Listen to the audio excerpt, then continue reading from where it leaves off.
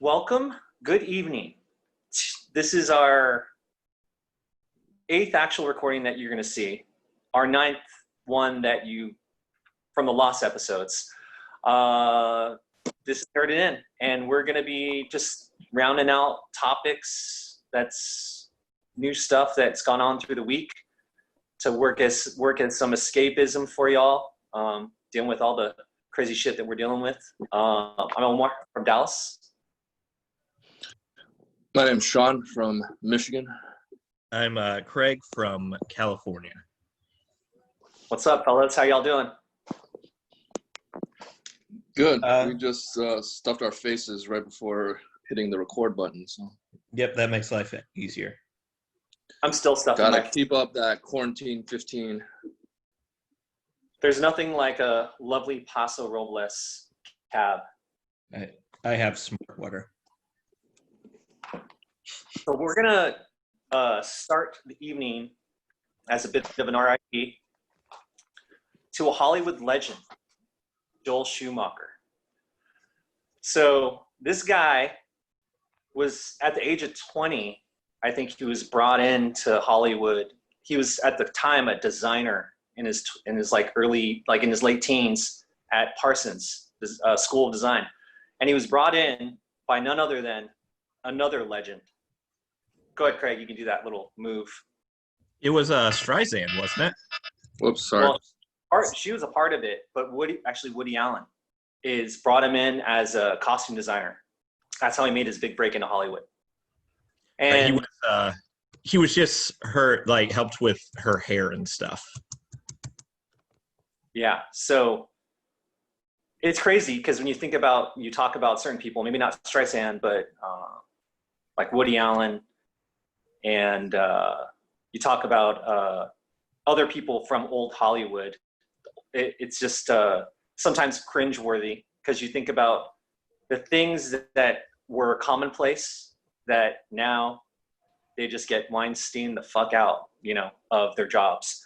But I wanted to talk on some of his early work that I was really impressed with. I never knew he touched. So he worked with Richard Pryor on Car Wash. That was something that I was really surprised about. And I still remember as a child, watching that movie and laughing, because I'd always just want to do what my brother does. And he'd always watch Richard Pryor. He'd watch like a bunch of just old like black sitcoms, and of course Eddie Murphy. But that was something I was really surprised by. Another film that he touched that was like one of the first early Motown movies was Sparkle, and that was a movie kind of like almost being like the Pointer Sisters, but it was real cheesy, but it had a totally dynamic cast of like mixed, like there was very few white people in the movie, and the fact that it was a real pioneering film at that time. Once you peel back the onion a little more, why Schumacher took these risks is because he was always like kind of a wolf in sheep's clothing. He was gay, and he was he had tons of girlfriends all the time, but it was only to just bring men in. So he had a lot of beards that he used. Yeah. So I mean, obviously, from like a nerd standpoint, you think of his name and you think of all of the titty Batman movies. For me, what stands out the most so is Lost Boys. I think that Lost Boys was the big one for me. Yeah. Lost Boys is, and I don't want to get into one of these things where it's like Joel Schumacher is dead, so we have to kind of put everything they did up on a pedestal. A lot of his stuff was schlocky, just ridiculous, and a lot of it was, especially with Batman Robin, it gets into the so bad it's good territory. But Lost Boys was one of those things where it's not a great movie. I don't think anybody will say that that Corey Feldman fighting vampires is a great movie, but it's one of those where it's a fun movie for teenage boys as they're growing up to watch. Like, it's just a fun, like, horror action movie that I think hasn't been around for a long time. For sure. No, I totally agree with you on that. not many people that's not from California and really knew what Santa Cruz was. And that movie, I think, put Santa Cruz on the map. So much to the point that it struck such a nerve that Jordan Peele went back to Santa Cruz to do, what was his big movie, to put him, out of the shadows of his comedy career and being a true film creator and auteur was with Get Out. So, right. No, it wasn't Get Out. Not Get Out. Us. It was the one after Us. Yeah. Us. But. And also another one that I feel is a lost thing for Schumacher in the I can't fully recommend watching this movie because if you're looking for great cinema, it's not that. But the Phantom of the Opera. Yeah, the 2004 Phantom of the Opera is so hilarious. Like it's not supposed to be funny, but it's hilarious.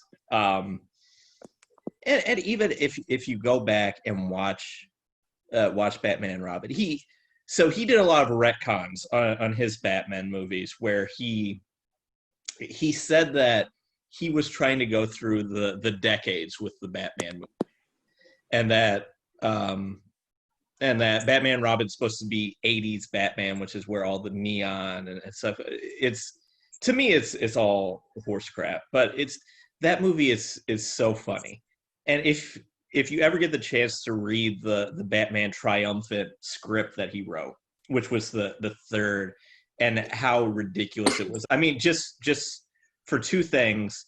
One is so the main villain in that was supposed to be Harley Quinn, and she was going to use scarecrow gas to essentially make Jack Nicholson appear in the mind of Batman. They had Jack Nicholson actually in negotiations to come back. And while that hypnotism was happening, Man-Bat bites off Alicia Silverstone's head. Like, this was how ridiculous that movie got. And that's in the first 10 minutes. So if you ever get the chance to read that script, definitely do it. I got to give props to awesome. Because he started from really at least nothing in film, and he never thought he was going to be in film. He was always going to do like design. He had this crazy glamorous experience where he got hired directly to do windows at like the big in New York, and getting just like pretty much the red carpet service, and he pretty much like threw that all away. Well, also because of his sex life, his drugs, his addiction to kind of like just having this kind of lifestyle, which was perfect for Hollywood. So he fit right in perfectly, to the point where he didn't only just start with costume designing. He went to do actually writing, casting, directing, obviously producing. But I think his biggest, maybe the stories, at least from what I read, were from interviews, direct interviews. He always saw himself as just a connector. And three actors specifically, one, I really don't care about Julia Roberts that much, but he is touted for being the one to kind of like make sure that she doesn't burn out, and also connect her to different types of films so she's not typecast. Matthew McConaughey, he could have went a totally different direction. And he's like one of my favorite actors right now. I think he was always the rom-com dude, with the fart jokes, and now he's like a serious actor. And then finally, we haven't really seen how good he can be, but Colin Farrell, like he was given a chance in two films that no one really wanted him to be in, and I think he's not great, but he's good, and he's better than the chances that he was never really given. But I think he has some self-inflicted injuries in there as well, though. No, for sure. That's a lot of actors, right? The actors is kind of like the ones that can really do the things that people don't necessarily experience can pull from that type of rainbow of emotions, which, not to say I'd ever want to have that to myself, but.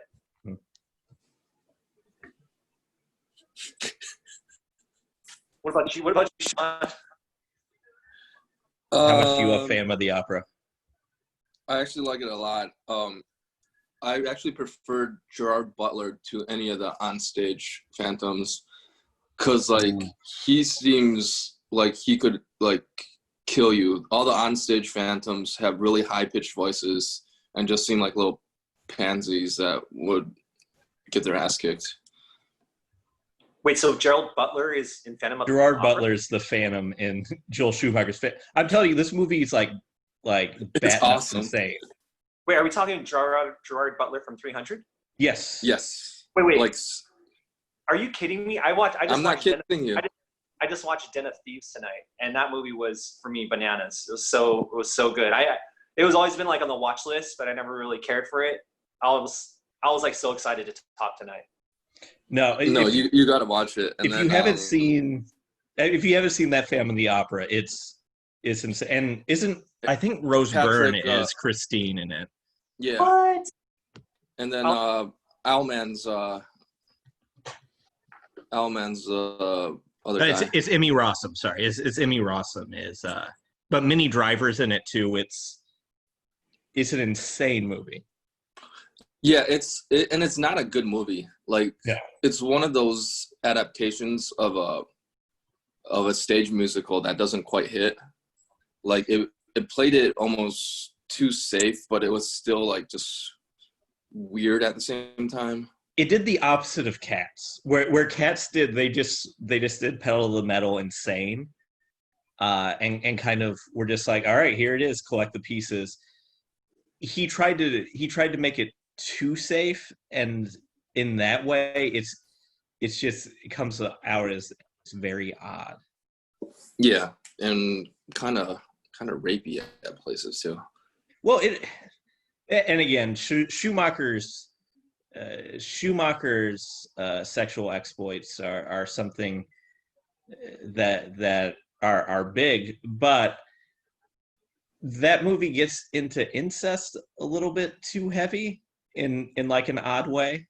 So it's definitely something to check out if you haven't seen it. Yeah, it's quite a ride. Yeah, Patrick Wilson he's in it too, so it's. Damn. Yeah, I'm gonna have to check that out. Oh, one other thing. He was he worked on The Wiz with Michael Jackson. The Wiz still scares the crap out of me. I've still never seen it. I can't watch it. I've watched it when I was younger. I can't watch it now. So hey, that's Craig, crazy. you want to watch The Wiz? No, the Wheelers and the Wiz are, which I think Schumacher actually designed the Wheelers, are the most unintentionally horrific things I have ever seen. But it's just crazy how the connection of him as like, now he's very, I mean, obviously openly gay because he can be that, or he was, rest in peace. But because of that experience, he also really was helpful for Black artists that were trying to come up, like helping Quincy Lewis to pull off The Wiz, which really, he was, I guess, the brainchild behind it. But yeah, some crazy stuff. I mean, that was just, for me, just like flirting around with different topics on the internet. You said Kevin Smith was talking about it, and I'm sure every movie site has a different angle, but. All right. Yeah. So a lot of things, if you get the chance, just watch the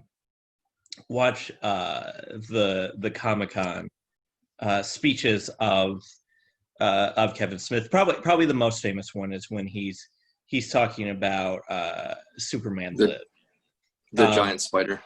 Right. Same talk, because you mean the Thangarian snare beast.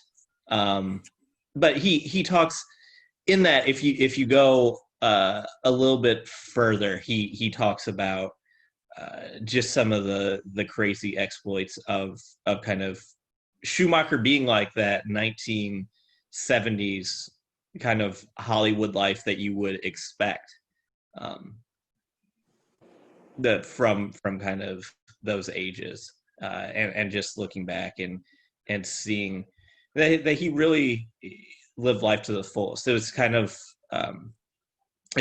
like the Adam West stories that came out after his passing as well. Yeah, I remember reading about that after Burt Ward's biography, and that yeah, they started talking about that stuff. Yeah, it's just it's an unapologetic life, you know. Mhm. Like, I think I was specifically reading this Vulture interview that he had, and it was amazing to read. If you pull some of your emotions out, how like brash he was about thinking, you know, how yeah, I'm still friends with Woody Allen. Yeah, he may have been raping his, you know, daughter-in-law, but whatever. Now they're married. Okay, you know, like,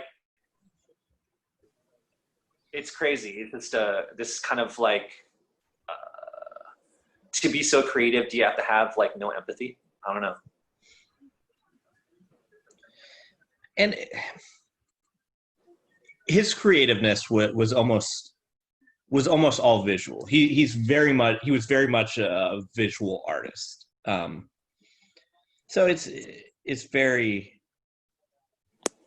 he's very much someone that I think that we won't know the full extent of everything that he did or everything that he went through, probably for years now. Yeah, that dude had a long life. Mm-hmm. A long 80 years. Yeah. I mean, again, when you think about how some people that he touched, you know, they couldn't even be alive for like 10 years after that, you know, or some people that just like totally, they got, you know, connected to him, and they were out. They're like, no, I'm done with Hollywood. So. Yeah, he was a character. And he made up the Bat credit card. Oh, really? That's right. No, not the real one. The one in Batman and Robin. Oh, such a trash movie. I still never seen it. What are your guys' thoughts on the Batman that's coming out? That's going to be done by what was that dude that did? Was it Rise of the Cloverfield? Planet of the Apes. This is Pattinson's The Batman, right? I think it has potential, but I think so. For me, Batman movies are hard to pull off because inherently they have to be like a detective film, which I feel audiences that go to superhero movies now don't want to see detective films. They want to see big action sequences. So even kind of the best filmmakers like Christopher Nolan fell into that, where if you look at The Dark Knight Rises, it very much fell from being a detective film into this big action thriller where they're destroying planes midair and creating all these fight sequences. And my hope is that it stays in that dark, gritty territory that Batman Begins had, as well as the 1989 Batman had.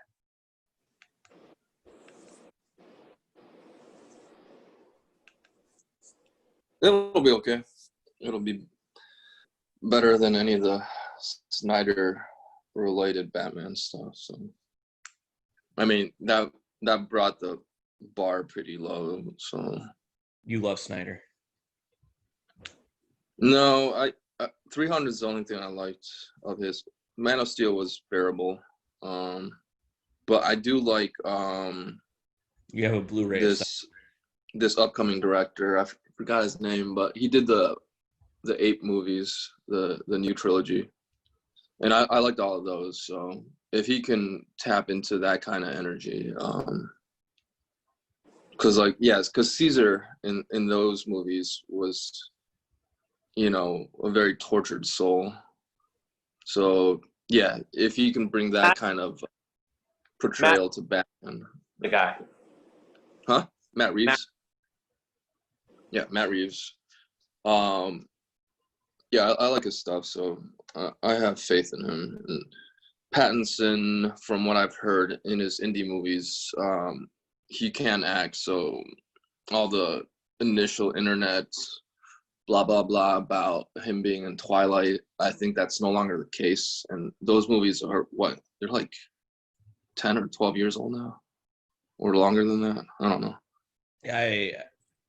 I want to say 10 years. 10 years.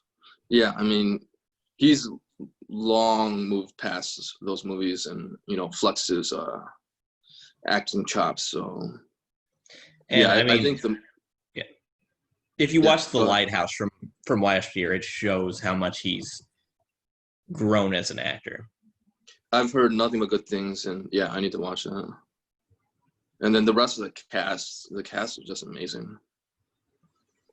I'm a little bit scared for Kravitz just because she hasn't, but that's my own reservations because I like Selena Kyle as a character, and she doesn't have a lot of big roles, so I don't know how she'll handle kind of this much of a jump. But if you never make jumps, then you'll never kind of find the next generation. Yeah, she was in that murder drama on HBO that takes place down in does it take place down in Santa Cruz? Yeah, Pretty Little Things. Yeah, she was in that. So I mean, catch her in that, see what you think. And at the same time, like television acting and movie acting is I mean, look at Emilia Clarke. Emilia Clarke was great in Game of Thrones, but all of her movie roles have been rom-coms. So great. Yeah. But you know, for her, maybe she's happy with it because I'm not saying that's a bad thing. I'm just saying like that jump is a big jump, and that's where I'm scared just because I'm so attached to the character of Selena Kyle, and as bad as many problems as Dark Knight Rises had, Anne Hathaway played a great version of Selena Kyle in that. Yeah, she was one of the highlights. And then you had Michelle Pfeiffer as the only other person who played Selena Kyle, because I don't include the Batman TV series movie because that was essentially a 2-part TV episode, and Halle Berry does not play Catwoman. So you have two. Well, she plays Catwoman. She doesn't play Selena Kyle. You have two very powerhouse performances to look at when they're going to compare against her. What I am excited about, though, is just seeing that, again, you have a character like Catwoman. I mean, she's pretty much she's synonymous with Batman. And through history, like back to the original TV series. And her character has kind of been like polymorphic, hasn't been like just a white girl. Mm-hmm. It was a black girl. And now it's a white girl again. And then it was with, Anne Hathaway, and she's a little mixed, right? Or is she just straight vanilla? She looks pretty white to me. Yeah, I don't know. She's hot. I don't know about her. She's a great actor. I never would have thought she would have been more than just a Disney actor. No, I mean, I think Zoe Kravitz, I did watch Pretty Little Lies because, I now have a fiance and she's into watching girl shows. And sometimes I got to, jump on that grenade and watch stuff. And she was a character that... There was no grenade. You just jumped on the show.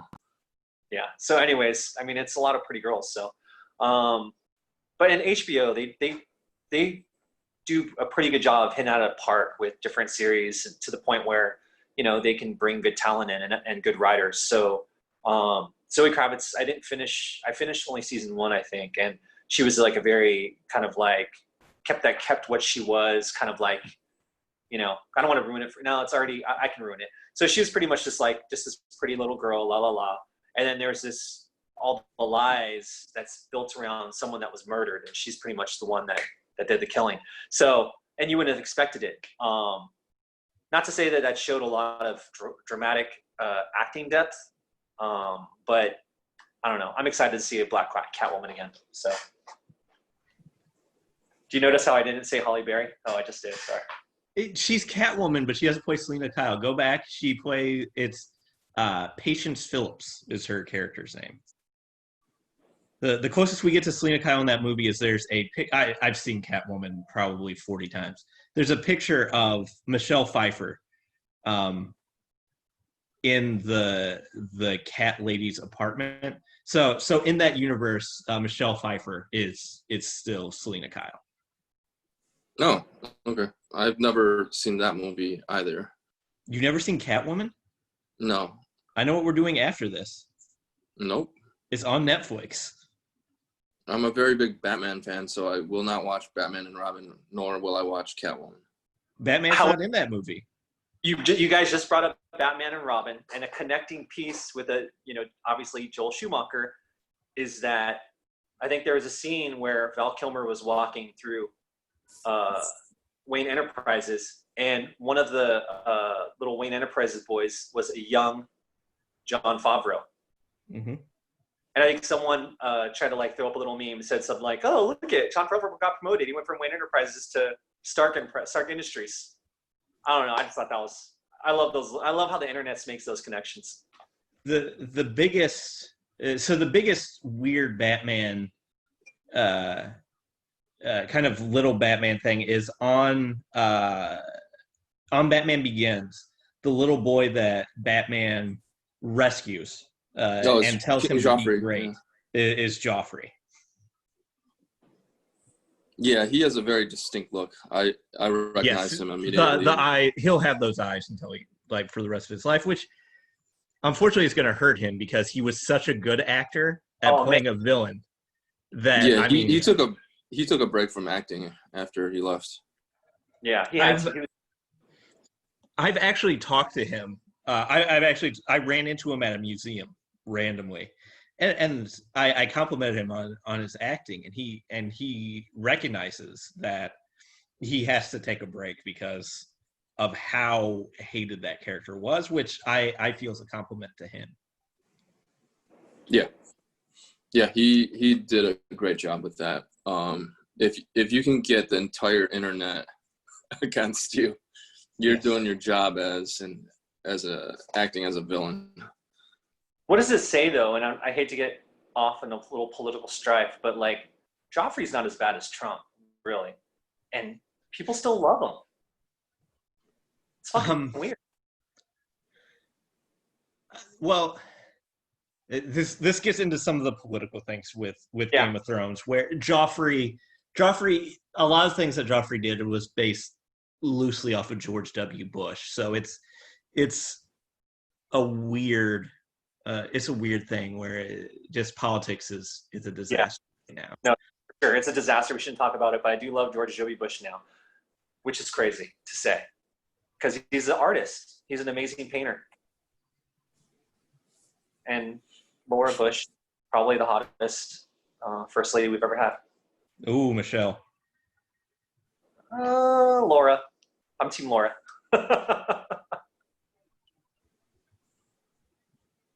Sean just likes Margaret Thatcher. Yeah. That was not his first name. Okay, Sean, you got to throw your vote in the hat, bro. Are you going to be on Team Laura, Team Michelle, or something else? I don't know, something else. Mary Todd Lincoln? No, she was not. That one photograph of her is not flattering.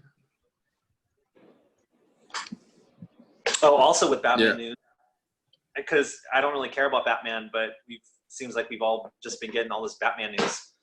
I have a homie. His name is Miles, and his pops is the dude that Morales? Not Miles Morales. No. Oh man. Miles. No, you don't need to say his full name. That's fine. No, I mean I have it here on the thread we were talking earlier. I should know his name, but when I start drinking, I don't remember much. So his dad is Michael Uslan, who is pretty much genius for buying the licensing rights for all the films after Batman stank up the place because of Schumacher. See how this is all connecting? And ever since then, I mean, Batman has been killing it, besides, of course, when Snyder came back in. But Affleck has own issues. What's up? Affleck had some issues in that role. Big time, big time. Which is crazy because you kind of thought with all the different changes and Affleck's. Before your rumor, there's rumors that they want Batfleck and Jared Leto to do a film together. Oh, Leto really? won't do it. Leto's too. It's a rumor. I don't know how much clout it has, but Yeah. So this rumor is about, people are talking about Michael Keaton playing in Flashpoint, but I think the true draw is for whatever reason, Batman Beyond. It seems to be kind of this thing that brings us all together. This is some work done by an amazing artist, Boss Logic, who he's the one that did the Bruce Lee for me behind. But he comes up does a lot of concept art. He did a lot of the Marvel Studios work. But it's funny because he does different concept art and then somehow it comes into fruition. But, the sun's putting it out there and throwing it out there sometimes. When you have the licensing rights, all you got to do is make the announcement, the internet takes over, you read all the Reddits, and then it's, someone's writing it. So. And I mean, so Batman's been a character that a lot of the other actors, the actors that people have liked in the role has been getting some clout. Kevin Conroy, who's probably the most universally beloved Batman, I would say, played him in the live action Infinite Crisis this year, and Christian Bale Ezra actually showed up Ezra showed up as Flash in that crossover also. And Christian Bale essentially said that somebody asked him what it feels like to know that he'll never play Batman again, and he essentially more or less said, I never said that. So, I mean, the three big Batmen still have potential. And my dream always is to have everybody back together for a KC movie, but I know it'll never happen, but just the hope. That would be nuts. We'd have to CGI in Superman, obviously, but Brandon Routh is supposed to be playing the Christopher Reeves he's playing he's playing Christopher Reeves, and he does an amazing job at it. But I don't think that anything could fully get to a point if they play the Donner theme and you see a CGI version of Reeves coming down out of the light in a KC movie. Yeah, every nerd would just like mess their pants in the theater. They saw that. Yeah, I didn't necessarily mess my pants in the theater when I saw Princess Leia floating through space, but something like that could happen. A few tables came out.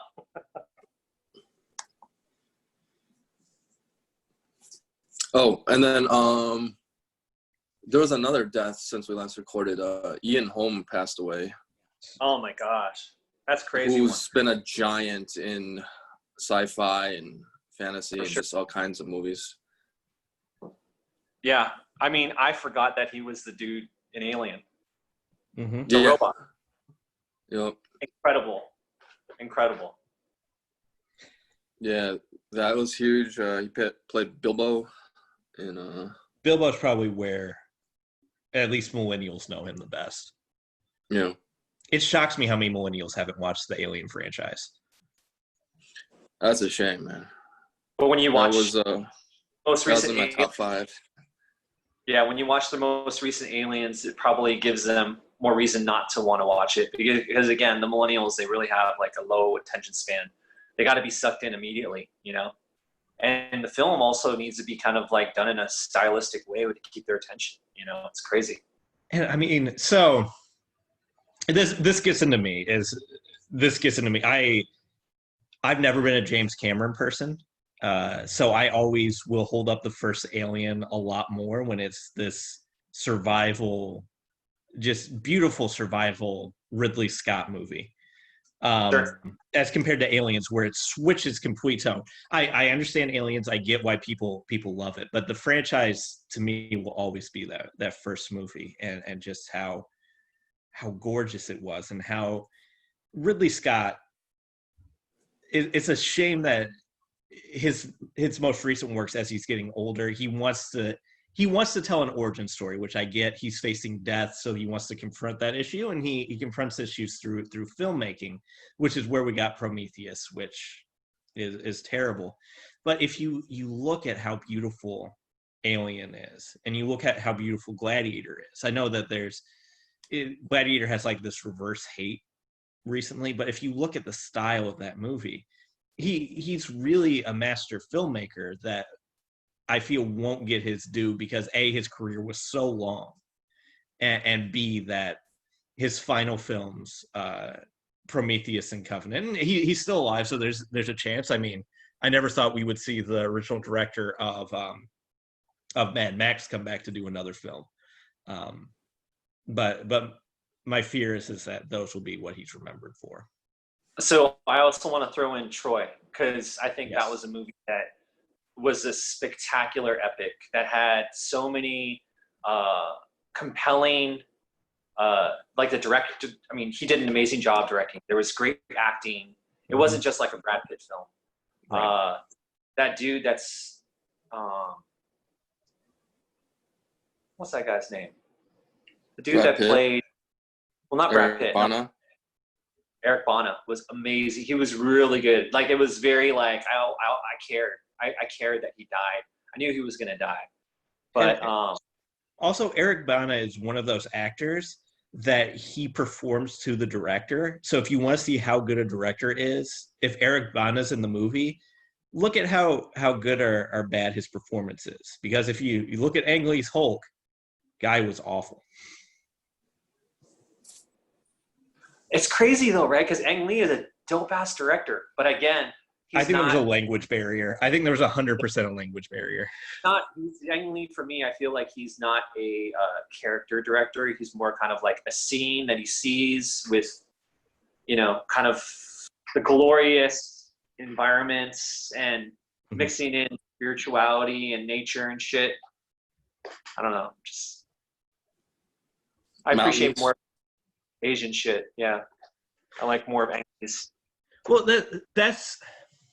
I want to ask you about that, and I know we're veering off topics pretty hard, but as somebody so the first Ang Lee movie I saw was his Hulk, and it was not a good experience. I saw it the same day as Terminator 3, so that also might have clouded it. I saw those two back to back, but as people who had seen more of his work before that and after that, do you appreciate that version of the Hulk more? Because I haven't been back to it. I haven't touched on it at all since the first time I saw it in theaters. It's a rough experience. The most current thing I watched of his was Gemini Man, and that was really rough also. I did not like that. Yeah. But I did enjoy Life of Pi, which came out a handful of years ago, and he won an Oscar for Brokeback Mountain, which I still haven't seen. And then I think Crouching Tiger and Hidden Dragon is almost universally loved.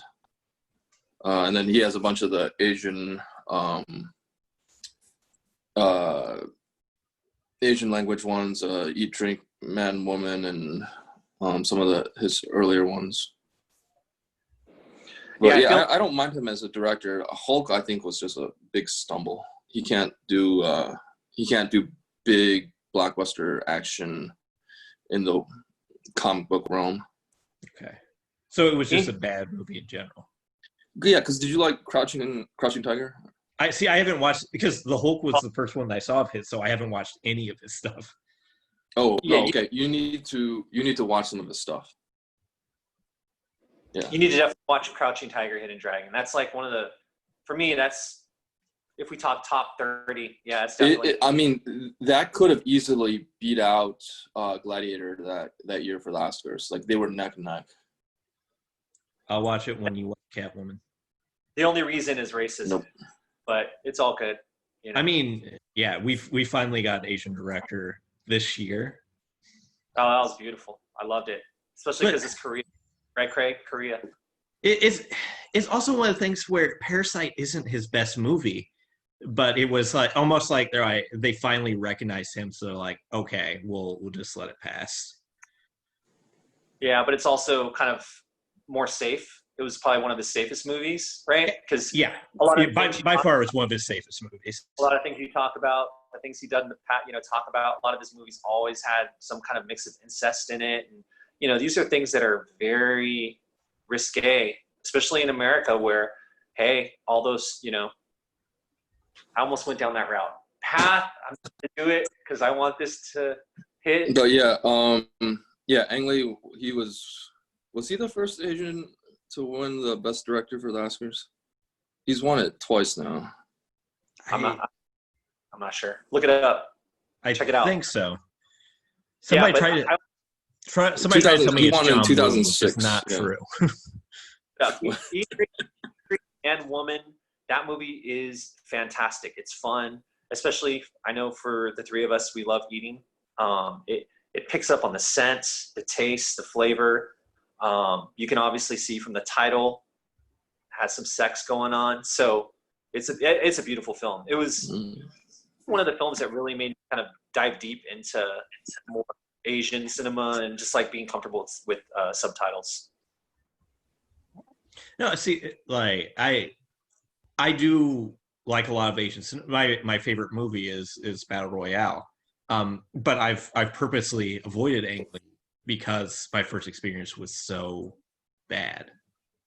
That's like you've literally watched his worst movie. Like everything else is like 3 grades above his Hulk.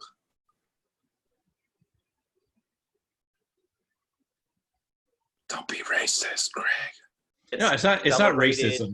It's just that movie was trash. And I also run it together with Terminator 3, which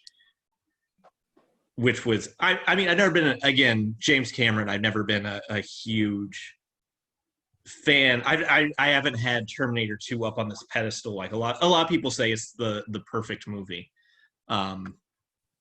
But still that movie's just Terminator 3 and Hulk back to back in a day was just rough. So I think Terminator 2 is great. We've talked about a lot of movies. Let's move on to Clix because we got a bunch of previews that came out. Oh, just a quick bat thing before we move on. Yes. Those of you who are supporting Vanessa Morgan for Batwoman because she just had her screen test, there are some people who have apparently falsely accused her of sexual harassment this week.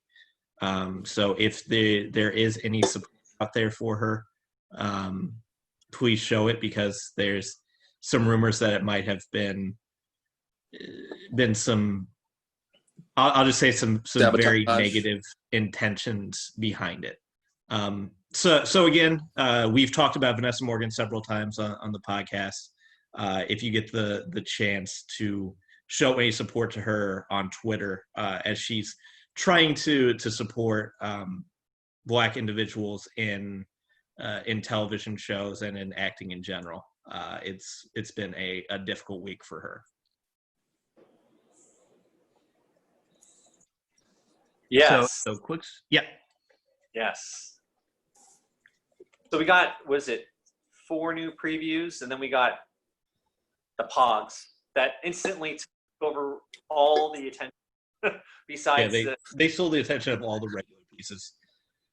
I mean, when has this happened before, where these little Pogs have all these crazy powers? Like, I think of At Nationals, I lost because of a Pog called Mudman. He had crazy powers. He had shape change and senses on the dial. And then he had this thing where he has a countdown. So every time you damage him, he counts down 1. So it doesn't matter how much damage it is. And then you have to do that 3 times, and then he's out. and he was like, what was he, 10 points or something like that? 20. 20. He was 20 points. You didn't have His pulse. He was. I mean, protected you have to pulse wave. wave him 3 times. What? Yeah. Protected pulse wave. Oh, damn! He's a protected pulse wave Pog. What set was he from? Teenage Mutant Ninja Turtles. Turtles. 4. Yeah. That's why I didn't know about him. Yeah, for me, He I came think, in the Fast Forces pack. okay. I think of for a Pog, at least it's like way OP. The first thing I think of is what is it? It was the Thor set before. It was the Hammer Thor? not was it Hammer Thor? Not Hammer. No. It was the OP event. Fear itself, and it was a little like droid that was like 20 points. Oh, Scotty's Warbot. Yes, Scotty's Warbot. She was like 20 points. Had like impervious, Psy Blast, 10 attack. Shot. Yeah, with running shot. I mean, like ridiculous. Is there one that's great?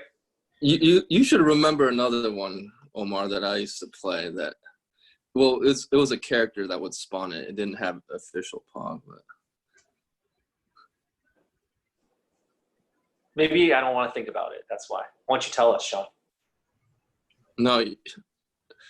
Who did I use my across the map shenanigans with? Tell that damn little bitch, Phantom X's little. What's that? Phantom X? Ava, yeah. Oh, I think Ava was the start of just like plain dirty Pogs. Yeah. But then we have a history of them. We have Master Pandemonium. We have Dr. Demonicus. We have Isaac now. And I think the big thing with Pogs is Jason Wingard just breaks them. Because you can make them for free at any point. You can have him carried across the map, and then he just makes them there, and they're just there. And then Machine Smith is pretty good too with his the dude. Generate with what, a +1 to all the stats. Well, it's you pick a opposing character, you get all their standard powers and their stats. Yeah. And I mean, and so the problem is that usually when a mechanic starts to go too far, they try to create a character that has Silver bullet. Some way to silver bullet it. So for example, when ID cards were taking off, we got Sheriff Strange, so it's a double power action to call in instead of a single. The one for those characters that we got is Dawnbreaker, which Dawnbreaker's good, but A, he can only make one of those Pogs, and B, he's a lot of points, and one keyword that isn't very wide at all with Dark Knights, and another keyword that is I feel not going as well as they would like with Monster, especially with a lot of the Thor things going away. So it'll be interesting if they try to nerf Pogs again. They did a little bit with Widow because she counters everything. The shifting focus Widow, I should say. But we'll see. I love how we. Did you talk about the Franklin Galactus yet? No, we didn't talk. We didn't even touch it. Jump on. Yeah, go through it. Please go right on. Go right on. Go ahead. I'm just gonna be shaking my head while you talk. I forgot what his movement was, but he has 12 pulse wave, 20 impervious, 10 range, and he's a colossal. 0 movement. You don't need to really do much. You could TK him. You could. No, you can't. Wait, can you? He's a single base. If they're single base, they can still be. So like the stupid Kaiju, you can TK now. I hate those. Okay. So who's he gonna spawn off of? Is he one of the Fantastics? Will spawn. They'll make Franklin. They'll make Molecule Man Franklin. Mm. Yeah, I mean, and I'm I may be off on this, but I thought that, well, at least from Secret Wars, Franklin Richards, I don't remember him becoming Galactus, but he had Galactus as his like pet. Galactus was his herald. Yeah. Well, Yeah, the Galactus we know is his herald. Yeah, was his herald, so it's not Franklin Richards. So that must be from some other book I never read. Franklin. Yeah, Galactus. I didn't read all the books. Yeah, and then I was never a Fantastic Four person, so we need Ferome for that part. Yeah, I was never into Fantastic Four. I was always into Doom. So I learned about the Fantastic Four through Doom. And then, of course, Jonathan Hickman, who's still one of my favorite writers ever, when he took over the books. Yeah, that's when I was reading part of it up till like Johnny died. And then, yeah, I wish I followed through and then, all the way up to Secret Wars with him. But how many times did Namor abduct Sue Storm in the time that you read? I don't even remember. But he's one of my favorite characters because he's such an ass. Oh, Namor wants that booty. Yeah, he does. Yeah, Sue has no problem giving it up. And she gave it up to Namor. She gave it up to Victor. She gave it up to Wolverine in a different timeline. I mean, she's just some like ironclad, not so ironclad ass on a platter. But if you're looking for the hottest Sue Storm, HBO Max is trying to get into the HeroClix craze, and they are releasing not only the Snyder cut, but the director's cut of the Fantastic Four with Jessica Alba this month. So, and this is where you and I are on the same team. Jessica Alba is fascinating. Agreed. Sean hates her because she's Latina. I don't hate her. I just think, her career died because she didn't have any range. But you think Kate Mara is more attractive than Jessica Alba? No, I don't think that. But Kate Mara can definitely act more than Jessica Alba. I think you're thinking about Rooney. I think you're thinking Rooney, not Kate. No, I'm not saying she's a good actor. I'm saying she can act a lot better than Jessica Alba. And you need to watch. It's not a high bar. You need to watch Good Luck Chuck, sir. That was a good movie. I like that movie. Yeah, it was. Yeah, I think. No idea. Yeah, Kate Mara is definitely more Sean's type. I know Sean's type. You don't know my time. So that was still one of the funniest rumors that I ever heard from Marvel was that they were trying to get Rooney to play Sue in the new movies just to stick it to Fox a little bit harder.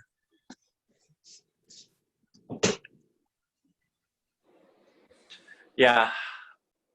I think one thing that we can all somewhat agree on too is like the movie studios, for the most part, they all kind of suck because they try to edit shit or over edit or take away from actual creative or ruin a movie that could have been fucking amazing like Wolverine Origins. Or keep Fantastic Four out of clicks for 8 years. But yeah. To be fair, Lucasfilms, and I'm talking old Lucasfilms, I'm talking like 70s Lucasfilms.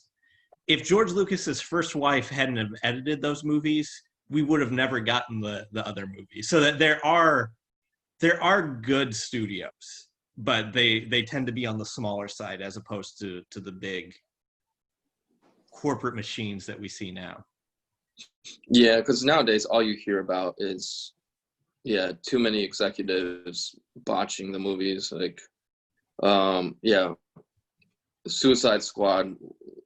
David Ayer is a decent director, but no, David Ayer's. They brought in a trailer company to recut his movie, and then that's what we got in theaters. That's insane. Yeah. Which, I to be fair, I would have to watch Man-Thing again, but I think Suicide Squad is the worst superhero movie ever. It's close between that and Man-Thing, but I think it's the worst superhero movie ever. Is there even a Man-Thing movie? There is. It's a sci-fi original movie. There is. I've heard of it. But it's sci-fi was never. It was TV then, right? So They filmed it as a movie and nobody wanted it because of how bad it was. And then Sci-Fi took it and cut it for TV. Was it pretty much like a time movie, but it was a swampy green dude? No, it's this weird like Native American rights movie that swerves into this like weird like Saw snuff film kind of a thing. It's bad. Like it's boring and it's bad and it's just weird. And like it's if you think Snyder stuff is dark, the entire film is like the Battle of Winterfell episode of Game of Thrones. Like it's the entire film is that dark. It's just squinting and trying to make out stuff. But at least that movie moves along and we don't get introduced to Harley Quinn 8 times at the beginning and then Deadshot 4 times and then Captain Boomerang 3. Like it's not as bad as Suicide Squad. Yeah, like as much as some of my friends told me, I gotta watch Harley Quinn, The Emancipation of Harley Quinn, whatever it's called. I just didn't have that taste in my mouth. And these are like friends that I trust with their, film experience. Saying, I tried. It's not. They're like incredible. I asked Craig, and Craig's like, no, it's garbage. No, I tried. So they tried to do Deadpool and messed it up. Literally, they have a flashback to like 30 seconds earlier. Like it starts with they're like, here's what's going on, and they flash back to 30 seconds. And I'm like, oh, this is bad. It's Deadpool 2. If it was so like if you told a 10-year-old the plot of Deadpool 2 and they're like, here, make it with Harley Quinn, that's what the Birds of Prey movie is. That's sad. Yeah, it's sad. I still haven't watched it. It's sad. Ewan McGregor is hilarious in it because he realizes what's going on. And I'm like a big fan of Max Lord. That's who he played, right? He's Black Mask, yeah. Oh, Black Mask. He's Black Mask. I like Black Mask. I like Max Lord. I like those two evil dudes that just, Megatron the fuck out of all the Optimus Primes. Those are the characters I love. Yeah, Maxwell Lord is in the new Wonder Woman, which Craig will love. So there's no reason to watch that. There's many reasons to watch it. No, there's no reason. The Mandalorian's playing Maxwell Lord. What's up, Paul? Hey, Pablo has arrived. See, Paul knows to wait until after this debate's over because he knows the truth about it. We're talking about Wonder Woman and how incredibly excited Craig is about that movie to come out. Can they cancel it? No, did not. Hey, there we go. Pedro Pascal, man. Hear you, man. Welcome back, brother. How you guys doing? Really good, man. Yeah, doing well. Good, man. Thanks. Good to see you guys. Been a while. I know, man. It's so good. Yeah, so we went over a lot of different film stuff, and now we're talking about HeroClix Pogs and how broken they are and dumb they are. Yeah. The reveal there was pretty ridiculous. So, what's funny is, go ahead. I was gonna say, especially with the wind guard, I'm sure you guys already covered that aspect of it. So, Yep. We'll see. I mean, that's who can abuse it, right? So, I don't know who else would be able to abuse it.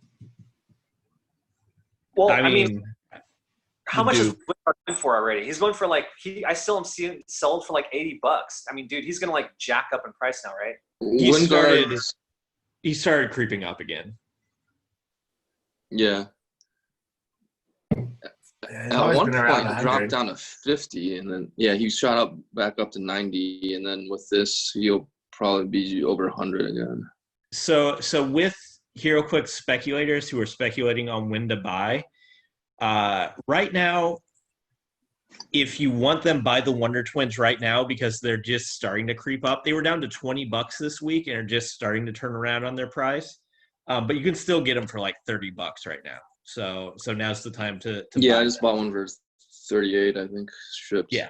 Yeah, now's the time to buy them because they're going to be 60 and above by the time Worlds, if we have Worlds, happens. Yeah, they're good. I think people just write them off because they're the Wonder Twins. But it's because there isn't Gleek. They want Gleek. I mean, doesn't everybody Everyone just wants Gleek. or the bucket of water? Yeah. Both of which have been made in HeroClix. Yeah. A long time. That was like 10 years ago. That's why I give so much props to HeroClix, though. Like, I mean, and WizKids, because they do that random ass bullshit that no one gives a fuck about. They'll go to that deep cuts. Exactly. So we didn't even talk about the previews of characters. I mean, come on, man.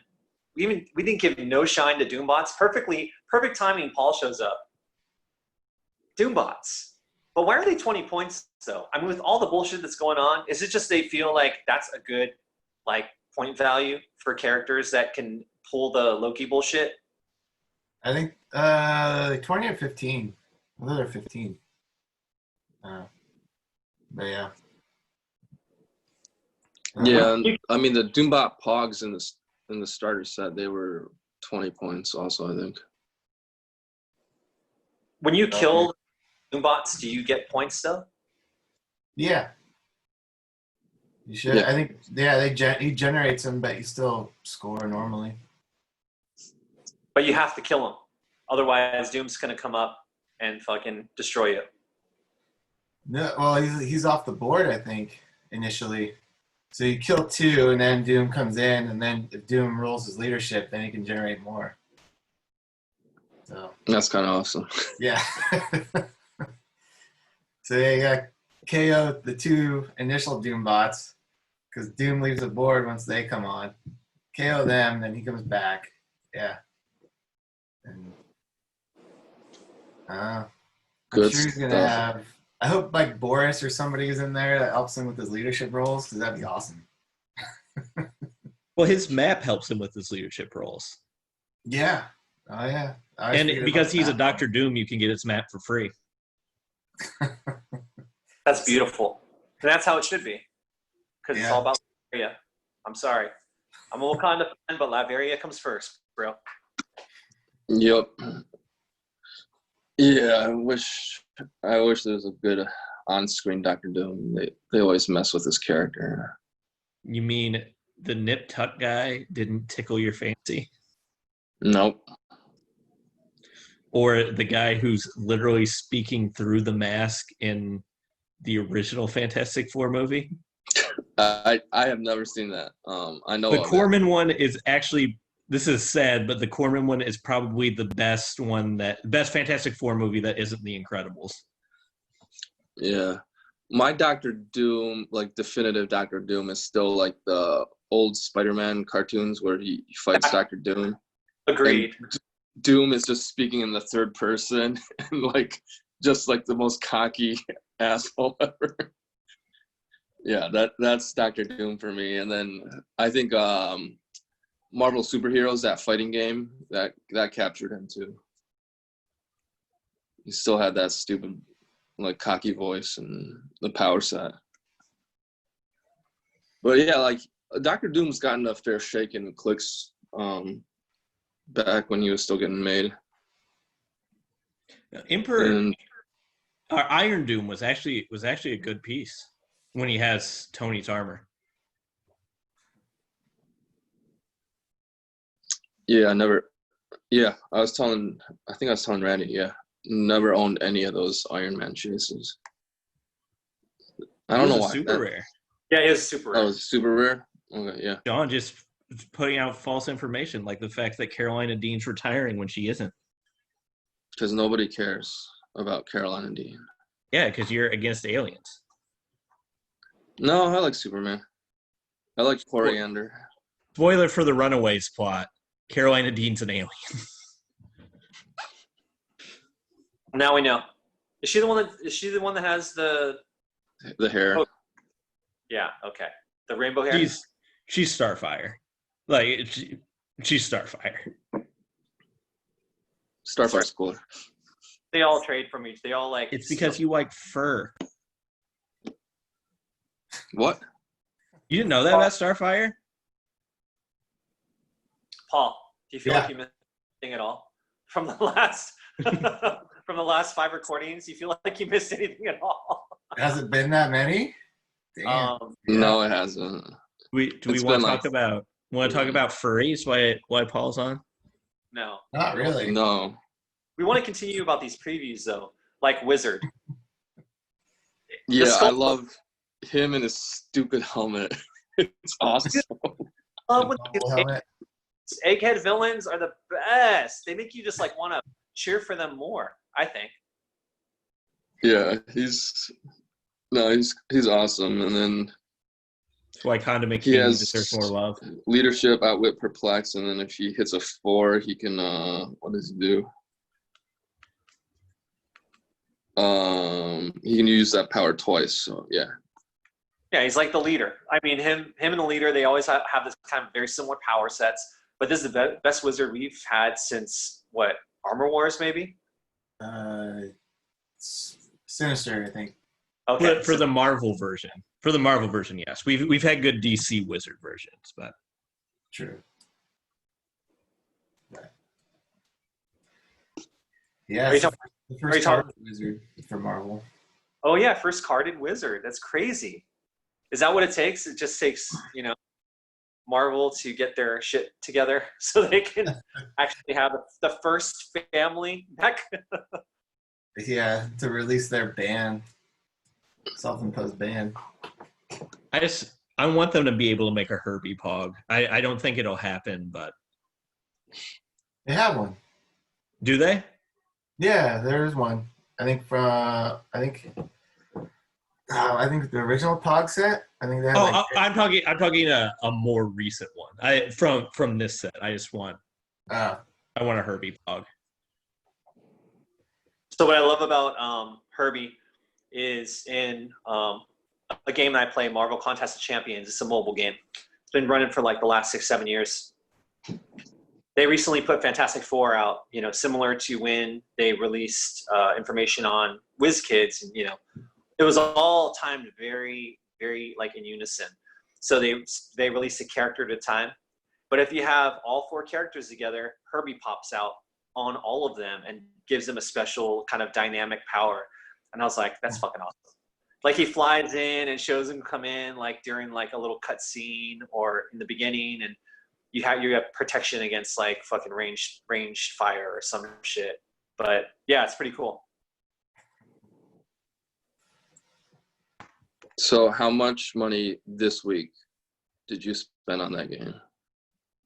Marvel Contest of Champions? No, I can't spend too much right now because it's all about hero clicks next month.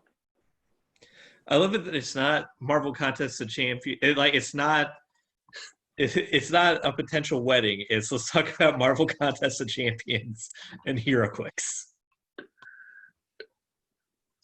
Yeah, congratulations, dude. Thanks, Yeah, brother. congrats, man. Oh, Thank I'm you. out. I'll be right back. I don't know if you guys already did all that, but cheers. We a little bit. Yeah, it was more on the pregame show, but dude, shirt, man. What's that? I like your shirt. You're such a Firestone. Yeah, it's my favorite beer. California beer. What is their like go-to beer for you? I mean, I know they come up with a lot of different shit like Stone, but Yeah, Union Jack's probably my favorite one. That's what this shirt is. But a lot of people like the DBA, the Double Barrel Ale. That one's pretty popular. that'll get you. That's like 11%, right? No, that one's probably more like 6, Oh, so it's not 6.5 bad. maybe.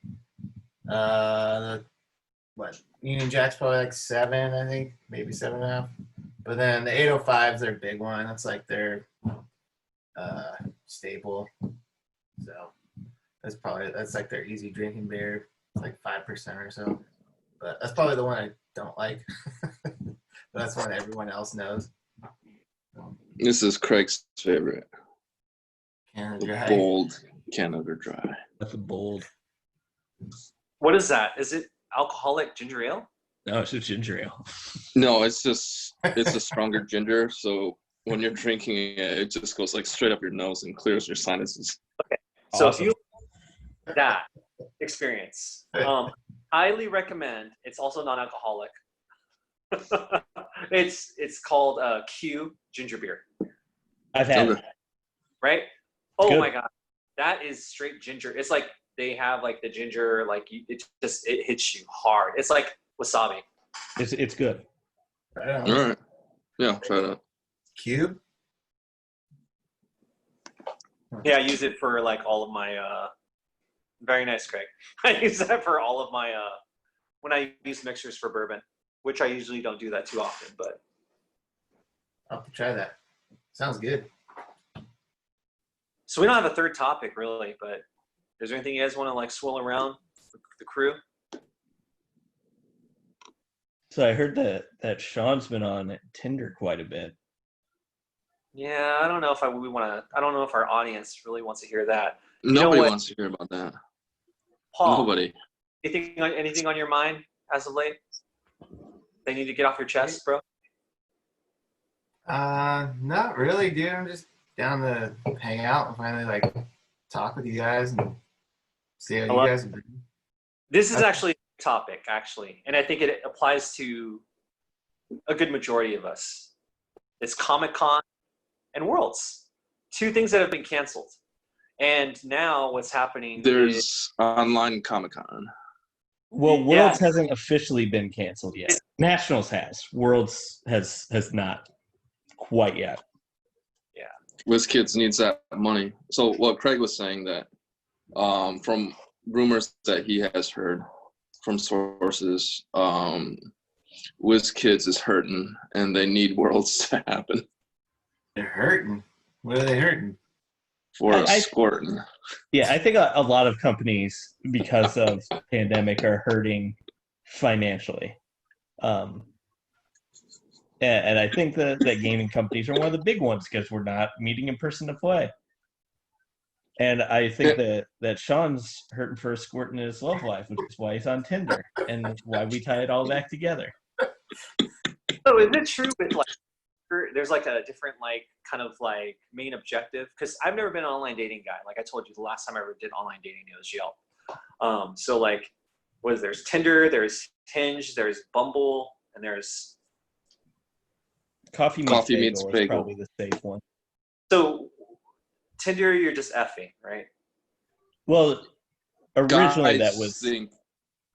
guys think you're supposed to. The women never. I mean, they want relationships most of the time. Grindr is just about hooking up, but that's a specific goal. Okay, how about this? So let's go back to our original topic about Comic-Con online and Got way off track. what are the nerds I've do? heard that Grindr is very popular at Comic-Con. Way to bring it back. Way to bring it back, Chris. I mean, it's difficult at this point to take away from the black hole of Grindr, literally butthole. The more you try to pivot from a topic, the more Craig will try to steer it. Speaking of pivot, I think that's an interest that you can put onto your profile on Grindr. So when you think about like the ticketing experience, because we've all done that at Comic-Con and different local cons, is it more fair play online, or is it still the same kind of shit where you just get your friends to also go in and you're just gonna get that shit and flip it anyways on eBay, Evil Bay? Oh, the exclusives? Yeah, because that's really what. Yeah, it's gonna sell out like immediately, and then people will flip it. It's going to be faster. Unless than unless they put a cap on it, and then yeah, you're gonna have to. Because like people run bots on it now, just score stuff. It's gonna be worse, I think, for a while. Yeah, because so I had one of my friends that always goes to Comic-Con. I would always have him pick up the Comic-Con Dragon Ball Z cards for me, and then I would keep those. I wouldn't flip those. But I feel like this year the prices on the secondary are just going to be huge because they're going to sell out within probably 3 minutes, and then it's just all going to be on eBay. Yeah, like, cause I do sneakers sometimes, and those always get bought up by bots like within the first like 20 seconds. So yeah, the resellers, they all have their scripts and their bots running. So it's going to be a pain in the ass, and then people are going to bitch, especially people that, you know, go every year in person. They're going to get hit with the first time of not being able to, you know, buy their exclusive. So you'll hear bitching on Twitter and Reddit and whatever. I don't even want to know what the Funko Pop exclusives are gonna run this year. How expensive they're gonna be on the secondary market. Yeah, it's gonna be crazy. Which they announced the first of their comic line is a glow in the dark Black Adam, so it's not like they're backing away from popular characters either.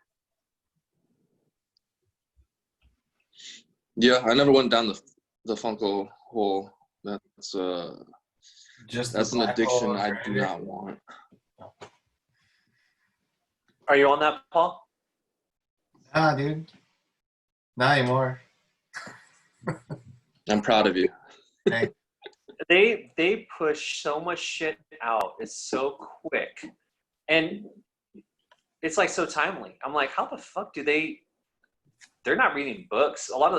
I feel like the Funko buyers, not all of them are like hardcore fans where they're actually reading books that come out on the weeklies and shit. But how do they have a character that's out already, like fucking, you know, Sorcerer Supreme Venom? You know, Venom, when the symbiote version of Doctor Strange. They had Batman Who Laughs out before Batman Metal hit. That's fucking insane. It's just they're geniuses their in licensing marketing. is just crazy. Yeah, they're probably talking with all the major companies, you know, to try to coincide with the release, or, you know, have stuff on the shelves before release day hits for whatever book or property. Does Baby Yoda have a pop, Sean, or is his? Yes, I went to Target yesterday or the day before. There is a giant The Child Funko Pop. He's like ginormous. It was the biggest one I've ever seen. So yeah, he has one. I did not buy it. I'm actually the Hot Toys one is tempting me. The one that like looks almost exactly like the show one. But yeah, I'm trying to temper myself. That's not coming out till fall, so we'll see if I'm short $300 or not. Just imagine $300 can get you Emperor Doom or God Doom instead of getting the Child. Maybe pre-release price for that guy is going to be insane. Dude, I think he'll hit 400 or 500 pre-release. I think he'll be. Thanos was 550 pre-release. I think that's where he'll be. I'm praying that I get duplicate cases with God Doom as my chase, so I can have all the Fantastic Four surrounded around him. You know, because like I definitely need Valeria. I definitely need Sue. Yeah, and Franklin. I mean, Franklin is badass too. So here's the question for you guys that always comes up, and I had to face it a few times ago. So I won Ultra Chase Thanos during a pre-release, and then it's always the question of, if you get what's going to be the hot ticket item during pre-release, do you take the big money now and then try to get on the secondary, or do you just hold it? Just hold it. If it's something I know I'd play, I just hold it. Right.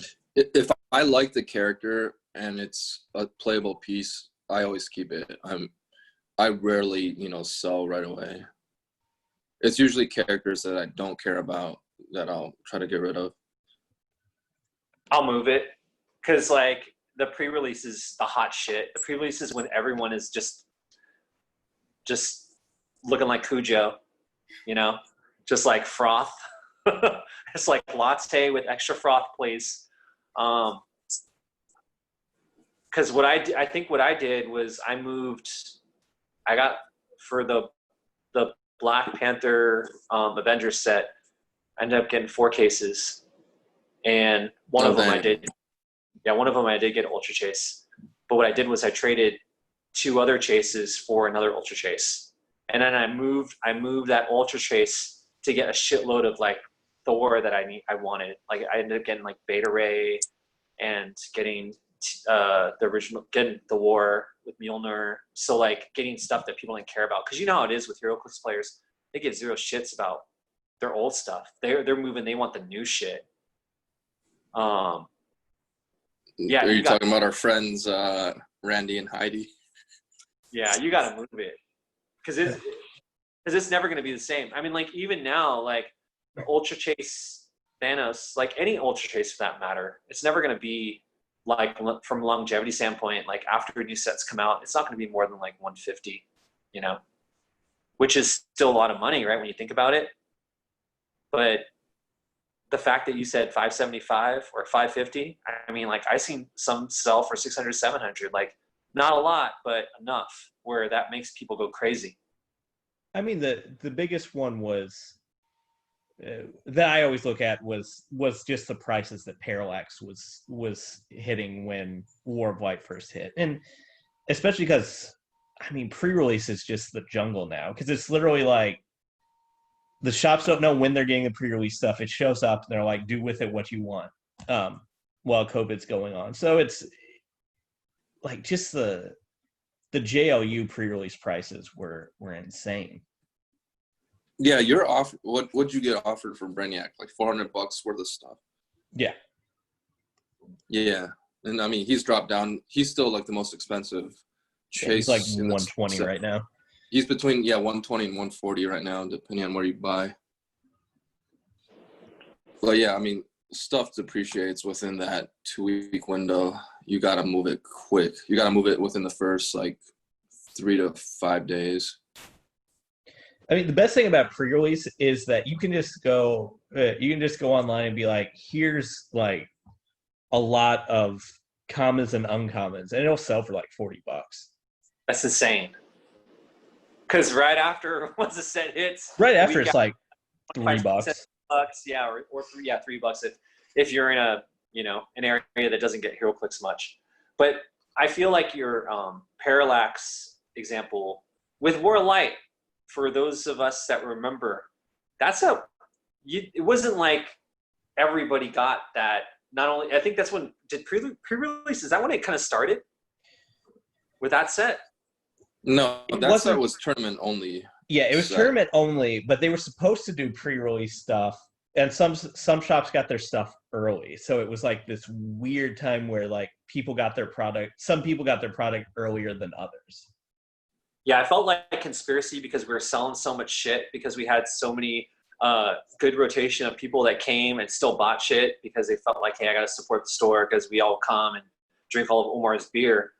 Like, I feel like we got more support, but I felt, because I've always been a player where I want to go out and I still want to play, because judging it's fun, but you get ideas about things and you also learn more about the rules. But that shit changes so much. It changes by set. I think rules change so fast because it's always about what's the next exploit. Right. Paul, where were you living during Fear Itself, War of Light? I know that's like 2 years apart, but were you in the Bay or where were you at? What year was that? I was either in Burlingame or Hollister, so. Yeah, he still had to make a trek. I was in the Bay for that and War of Light.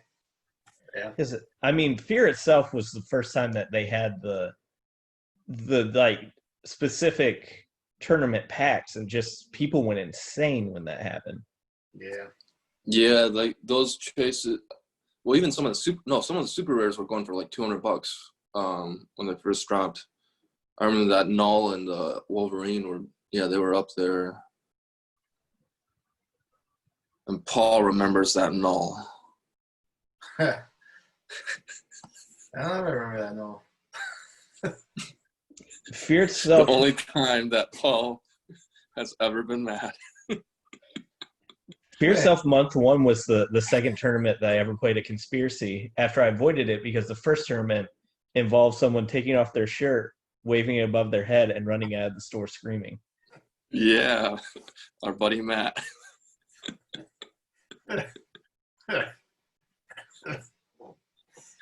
Great. You made Paul do his nerd laugh. Good job, guys. Yeah. So, Craig, is that why you're so obsessed with people taking their shirts off?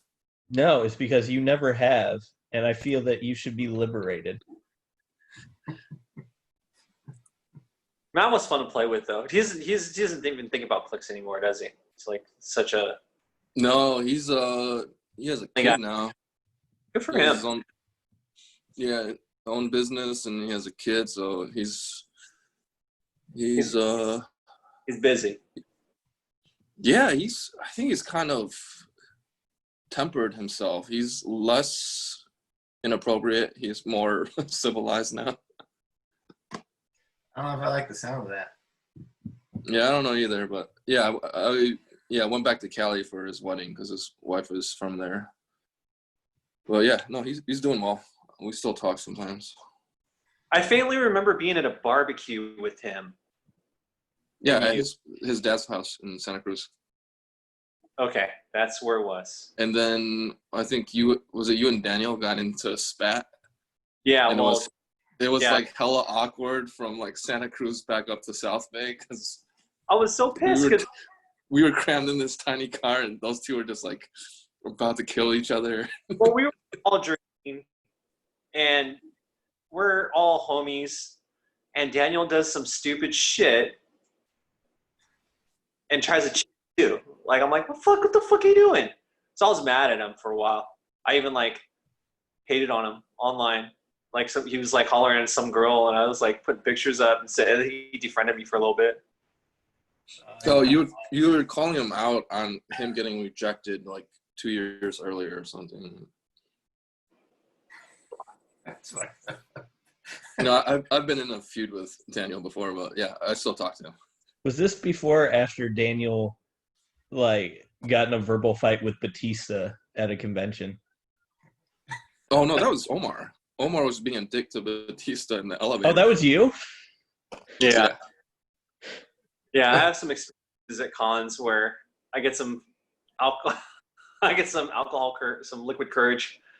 Yeah, so yeah. Die. Thankfully, I didn't die that night. That was like, we were at the Nerd HQ party, right, Sean? I wasn't with you. This was before you knew me. Yeah. Oh, okay. No, well, you got to tell the story. You can't just bring it up and not tell it. Oh, I gotta get here for this. Yeah, pretty much what happened. No, it wasn't Nerd HQ. This is before Nerd HQ. This is what Machina. Machinima? Machinima. So when Machinima was the shit, they did like dope like videos for video games and cool coverage, and they always had like, they brought in celebs, you know, to like play video games. They're innovators in that space, I think. And just a quick heads up, Rooster Teeth, which were the people who were doing that for Machinima, still do Funhouse. So if you like Machinima, check them out. No, that's cool. I didn't know they're still existing, but you know, that's what happens. That's what happens. Things don't die; they just move on and go into some other shit. Should we wait for Paul for this story though? Oh yeah, he's the only one that hasn't heard it. Yeah, there he is. Okay, so he's back. All right, so we were in an elevator going to the Machinima party, and lo and behold, there's like, and it was a bunch of my friends, and Daniel was there, and there was some hot chicks, and I wasn't paying attention. I'm not looking at guys, right? And I'm just talking to the girls, and some dude's like kind of like trying to create space between me and some of the girls, whatever. I was like, hey man, what's going on? And it was David Batista. And I was like, you know, I knew him from like wrestling and shit. And I knew he was coming up. I knew he was in some big movie for that was me at the RZA, because I'm a big time Wu-Tang fan. So I knew a little bit about. This is pre-Guardians, though, right? Pre-Guardians. So I said, "What's up, Golden Arms?" I said, "What's up, Golden Arms?" Because I knew his character in the RZA movie was going to be, and the RZA movie, like, it's cool because it's like, if you appreciate the old like Chinese Shaw Brothers shit, it's trying to play off that with like even Canadian voiceovers and shit. But it sucked. Be honest, it sucked. It could have been so much better. But anyways, I showed up the day before, and I was actually like shooting the shit with all of them, because me and my buddy Trey, we were all there for one of their like little mini showings for Comic-Con, and we were talking, and I remember it, and Batista didn't really say too much shit, but he said something funny, and I said it at the elevator, and he kind of caught it, but I was just like, oh yeah, whatever, man. And then the machinima guy that was kind of like his handler, he's like, hey man, he's not going to try to, you don't want to fuck with him, he'll fuck you up, this and that. I was like, no, I'm not even talking to him, I'm talking to the girls, this and that. And, you know, so there's some bullshit. It was like, I wasn't really talking shit to him, but I knew that he wasn't going to do nothing to me. I was like nobody. So I was just a guy that got into Comic-Con for free because I pretended to be press like so many others before me. Instigator. Yeah, and a little bit of instigator. One of the girls, though, that was with him, she's now famous. She's like the hot, like, I'm sure you know her name, Craig. Like, she's like Hapa Asian chick from UFC. It's like the main like scorecard girl or whatever they're called. Oh, Ariana Celeste. Yes, Ariana Celeste. Ariana, sorry. I knew Craig was gonna just drop that name, just like, bow. No, he was trying to date her for a while he was married. It was a weird thing. Is this storyline or real life? Oh no, this was real life. Batista's his personal life has some. If you just look up like Batista thirst tweets, it's just like him hitting on women on Twitter is some of the funniest things in the world. Yeah, that's who I was hollering. And now that you're saying this, that's why it makes so much sense that he was a little in his feelings about it. Because he's not that tall, really, you know. No, for a wrestler, he's fairly short. I think I want to say he's 6'4", but I'm not 100%. No, he's not even 6'4". He might. That's a lie. That might be what he's billed as. Yeah, he's probably like mine. So he's like your height, right? It's like, yeah, they bill him as 6'6", which I know is a lie. He's not. He was like no, that's 6'1". 6'1". Because they bill Dwayne Johnson as 6'4", and he's closer to like 6'3". No, yeah. So he's shorter than Dwayne. Yeah, Batista's 6'1". I was wearing some Air Force Ones, so I had like 2 inches of vert on him, and he wasn't happy about that because I was like a good solid 6'3". So you're gonna tag him in this, right? No, so the story that I heard from Omar was like he was, Omar was trying to play nice. It was like, oh, you're in this movie, whatever. Like, oh, that's cool. And then as Batista's still in the elevator with the girls and Omar and his buddies are walking out, he mutters like, oh, that movie fucking sucks. And then the doors close and they just keep on walking. So Omar, being petty, just had to slip in that last jab. Okay, let me say this. You guys all know this. The pussy ass elevator move is the best move. Like, what are they gonna do? Open it? Because when you open it, something else has to happen, right? See, that's my fear though. Is every time I think about doing that, is that somebody's gonna like come out the elevator at me because then something has to happen. They never do. Or it doesn't go down; it just opens back up. It just opens back up, and you're like, ah. So I have no skin in the game. Here in Texas, there's a big rivalry game for college football. It's called the Red River Game. It's between OU and Texas. So there was one time where there's a lot of people that are OU hard, real hard OU, real hard Texas. I'm kind of like Switzerland because Shonda went to Texas A&M. So no skin in the game. But there was tons of people that were from Texas, and they were in the elevator. I saw them all with their orange shit. This is during the Red River game, this and that. We're all talking all this shit. And I had an OU hat on, but it was backwards, so no one saw me, and I was standing in the back of the elevator. I did the same fucking move I did to Batista. When I left, I'm like, yeah, but OU kicked your ass, and they're like, oh, fuck you. Like, they did that zombie Walking Dead move, but they never really touch you or scratch you. It's like all for show.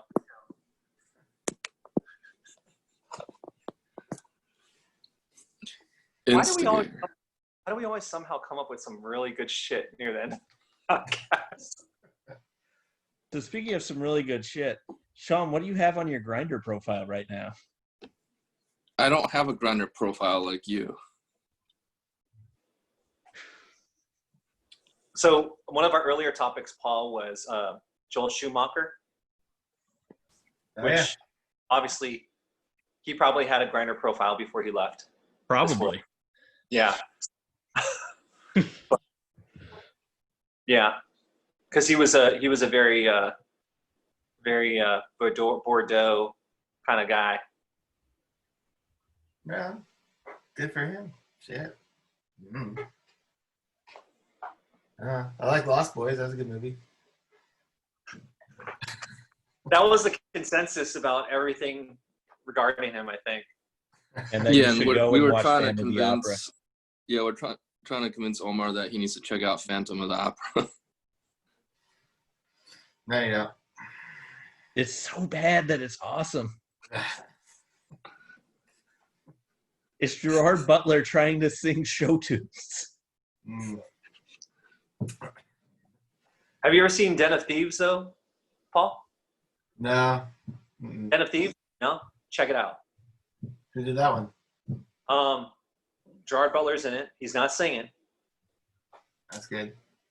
And Cube's son, Ice Cube's son. I don't know his name. He's been in a bunch of movies. But when I look at him, he's always just Ice Cube's son to me. Right.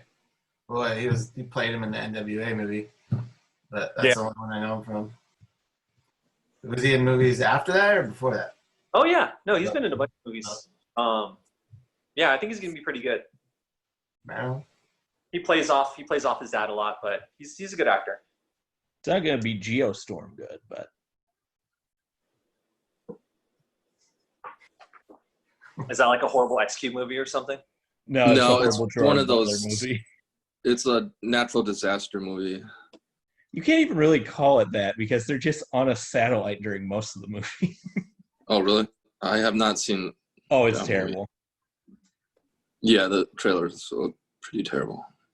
Not gonna touch it. What I liked about Den of Thieves, it had a lot of kind of like, it was a basic cop and robbers movie, but it was way more than that.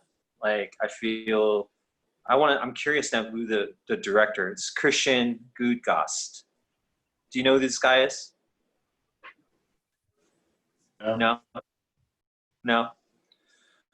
Let me see if he has any other films that are noteworthy. Christian Gudgast. I'm not sure if I'm saying his name right. See what his IMDb looks like. Dun, dun, dun. So none of you guys seen Den of Thieves? I have not. Fuck. You guys gotta watch that movie. It's pretty good. Yeah, that's his only significant movie that it looks like he's doing the Jack Ryan series. Oh, the Jack Ryan series. Is it shitty? I feel like it had good intentions and then it went down like this weird political route that's going to be hard to recover from. Because it went hard like alt-right for a little bit. What? That's hard to, especially with that actor, right? Because him and his wife, they're pretty progressive. Mm-hmm. One of the guys going to play Reed Richards or whatever? He's trying. That's a rumor. Yeah. The rumor is that he's going to play Reed and she's going to play Sue. I know he tried to play Captain America. Yes. Yeah, I think that they just need to fucking reset that shit. It just needs to be all about Doom and T'Challa. Here's the so the rumor cast is John Krasinski, Emily Blunt, Zac Efron as Johnny, and John Cena as Ben Grimm. So my feeling, so where the hinge on that is Efron. Yeah, so Efron has become like this somewhat of a powerhouse actor. Like if you watch him in things, he can actually act.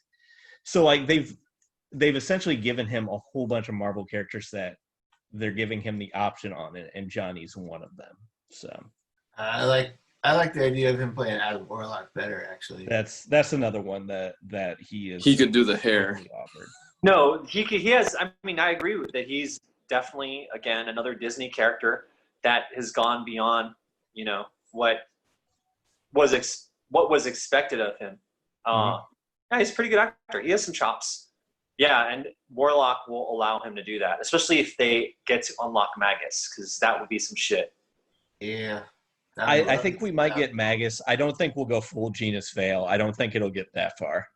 Oh, you're sideways, dude. At least on my screen.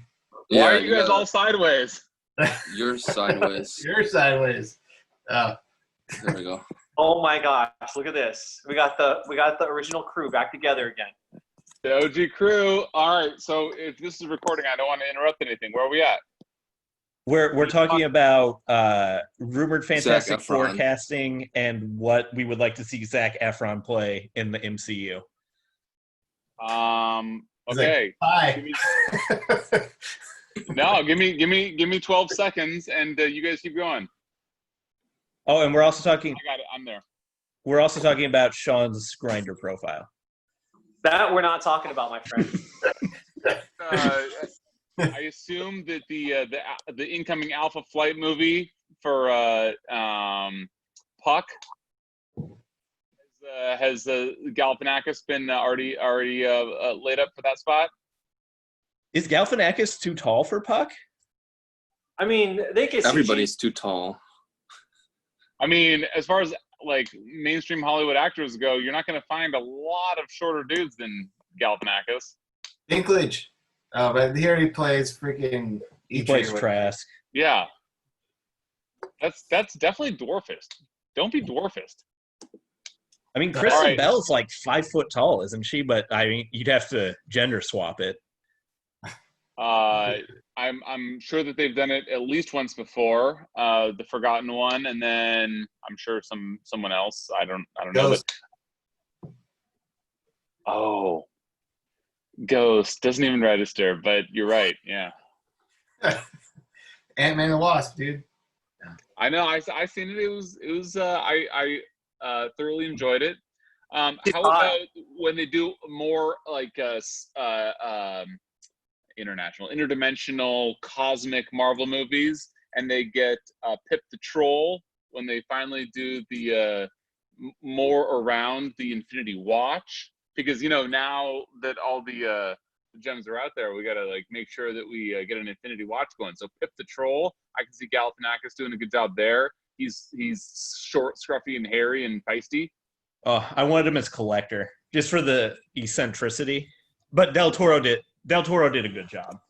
Yeah, that's a good shout. I would love that too. That would be those are they both bring different things to the table. Dude, it's so good to see your faces.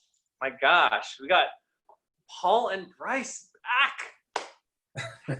all the kids are asleep. Exactly. My And daughter we still just don't have wouldn't- Randy. Just wouldn't quit. All right, so what else we got? Let's keep it going. So we went from HeroClix Fantastic Four to Fantastic Four like potential movie castings. All I really care about is Doom and Victorious. The clicks or the casting? Yeah, for casting. Well, who should be Doom? Yeah, you're the Oh. big Doom person. Who would be like your? So let's take everything off the table. You can recast somebody like if you want Robert Downey Jr. to play Doom, you could have him. Like, who would be your perfect person? In his prime, you mean? Yeah.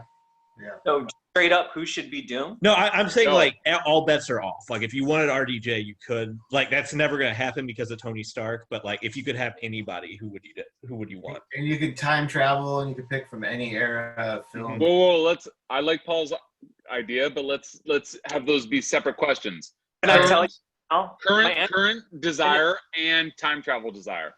My answer is definitive.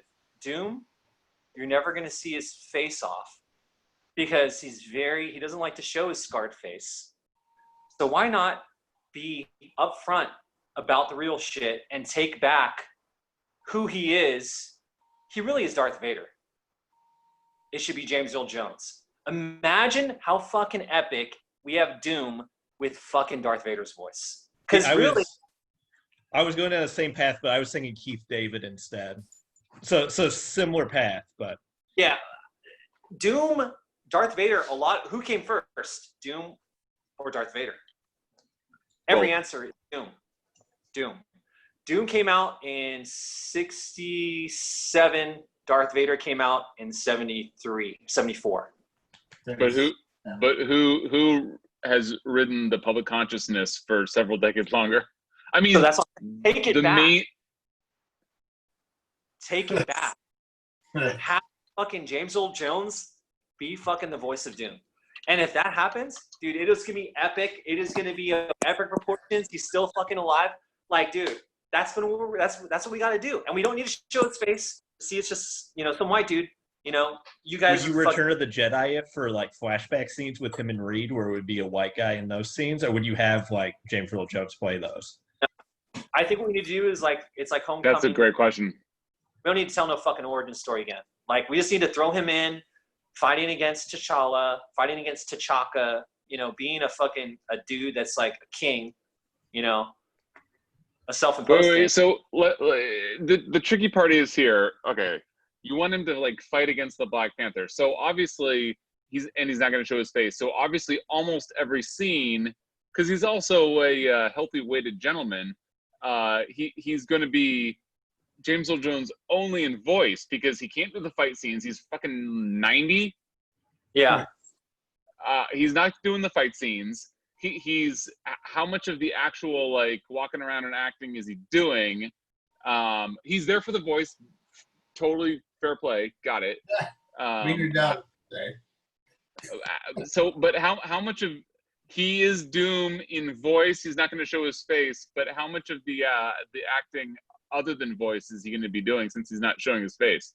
Which is, in fairness, a lot of what an actor brings to the table is their facial expressions, their mannerisms, their demeanor.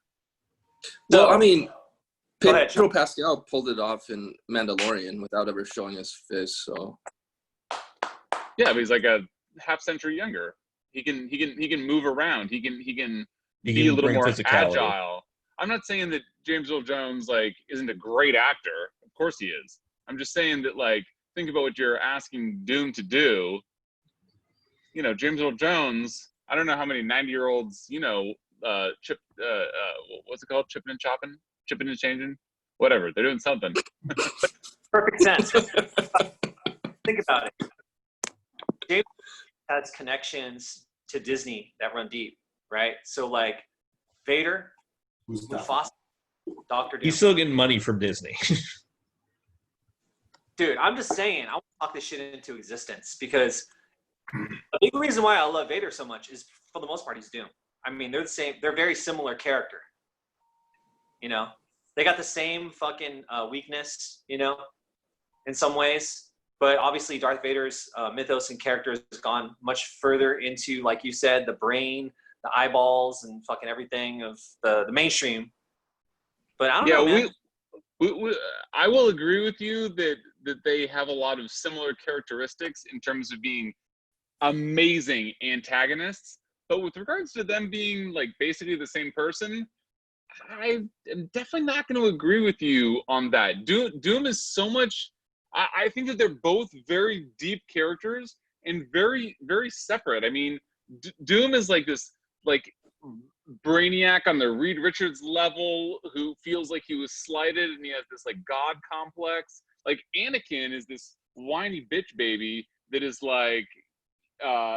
the power is just like, sort of given to him, and he doesn't know how to like handle it, and he doesn't know how to deal with his mentors. Like they're very different characters, even though they're both extremely gifted. So I agree that they are both extremely, top 50, top 100 antagonists in pop culture ever. I haven't done my list, but yeah, they're probably both on there. But with regards to like the same character, I respectfully disagree. I think there's definitely similarities because they both take some more of the technological science side of things and then the mystical side, and they combine both of them because they both kind of have that background. So I can kind of see where Omar's going with that, if that's what you were saying. That's true. It's a good job. I would cast Joseph Gordon-Levitt. If you watch the first G.I. Joe movie, You're talking about him as Cobra? Yeah, he can do that silly, stupid. He's so voice. tiny, though. Like if we're talking, that's like the opposite size problem. He's so tiny. He's a great actor, but he's a tiny, stature. He's a tiny man. But yeah, he had that Cobra voice down in that movie. I mean, it wasn't the cartoon one, but I liked the campiness of his Cobra. Yeah, there's nothing campy about Doom, bro. I'm sorry. He's a very serious character to be taken. Doom is silly as hell. The What was that one where he stole He's it not from over to the play top. it? I mean, he never stole 40 cakes like Lex, but there's been times he's slowly veered into that territory a little bit. Yeah. I mean, obviously, with Doom, you're going to get your drink on with him. He's going to fucking, get that seduction going on, showing you all of his fucking sexy jewelry and all his dope art. That's what Doom does. Doom is all about that fucking seduction. You know what I mean? He did that to Storm. See? This is like when I think seduction, I'm gonna think. He got them all drunk. He fucking gave roofies to all the X-Men, and he fucking had Storm for himself. Look at that shit. No, if I'm gonna think the seduction, I'm always gonna think Norman over Doom. Norman is a fucking weirdo. He's a creeper, bro. He's like Woody Allen, bro. Yeah, but he took his greatest enemy's girlfriend, and he didn't have to roofie her. No, he killed her instead. How about that? Yeah, No, I was gonna say, what do you mean he took her? He definitely killed her. No, they've retconned where he had a kid with Gwen that he's been raising in France. It's a messed up story. Messed up story. Wait. Yeah. When did this happen? Was this Joe Quesada's doing also, or was I think it was Joe Quesada. Joe Quesada's the worst person in Marvel. Yeah, Slott had nothing to do with that at all. Because Slott loves Spider-Man, and Slott is what brought me back to Spider-Verse and all that shit. When was this? When did this happen with Norman? Norman's a schizophrenic, crazy man. 10 years ago? Straczynski stories? Yeah, I want to say 7-8 years. Yeah. He's Not also biased responsible for the Mephisto shit. So. Yeah, it knocked Spider-Man down for me when this and the stupid One More Day thing happened. I remember the One More Day, the Mephisto. I remember all that. I didn't know that amongst that mess, that absolute mess, was something worse. Some crazy Something worse French Osborne. The Mary Goblin Jane. twins, dude. Yeah. What are you doing with the double redhead? That's nature shouldn't mess with the double redhead. You got one redhead, that's already dangerous enough. You get two redheads, you're playing with fire. That's too much fire. Get out of here. Science. No, science is proven, and everyone should fucking follow that shit. Tell that to the rest of the people in your state, man. It's Omar state or my state? Well, both of yours are screwed right now. No, I mean, Portland, at least they fucking took over a few fucking police headquarters. No, I can't go down that route. No, Sorry, that was Chaz. Chaz, that's 3 hours north of me driving. Yeah, wrong state. It's all good. It's all nearby. All right, what's next on the docket, gents? Well, one thing you missed was, which I think was really funny. It was a Comic-Con story. What's your Comic-Con story, Bryce? My Comic-Con story is that I've never been to Comic-Con, and I would love to go to Comic-Con. You can go this year virtually. Watch That all them sounds panels. incredible. So I'm Yeah.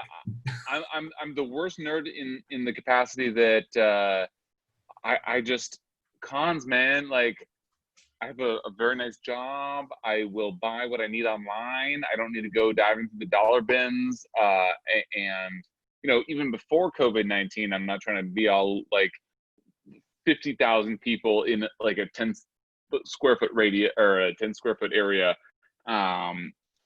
It's just the crowds, man. The crowds absolutely kill me.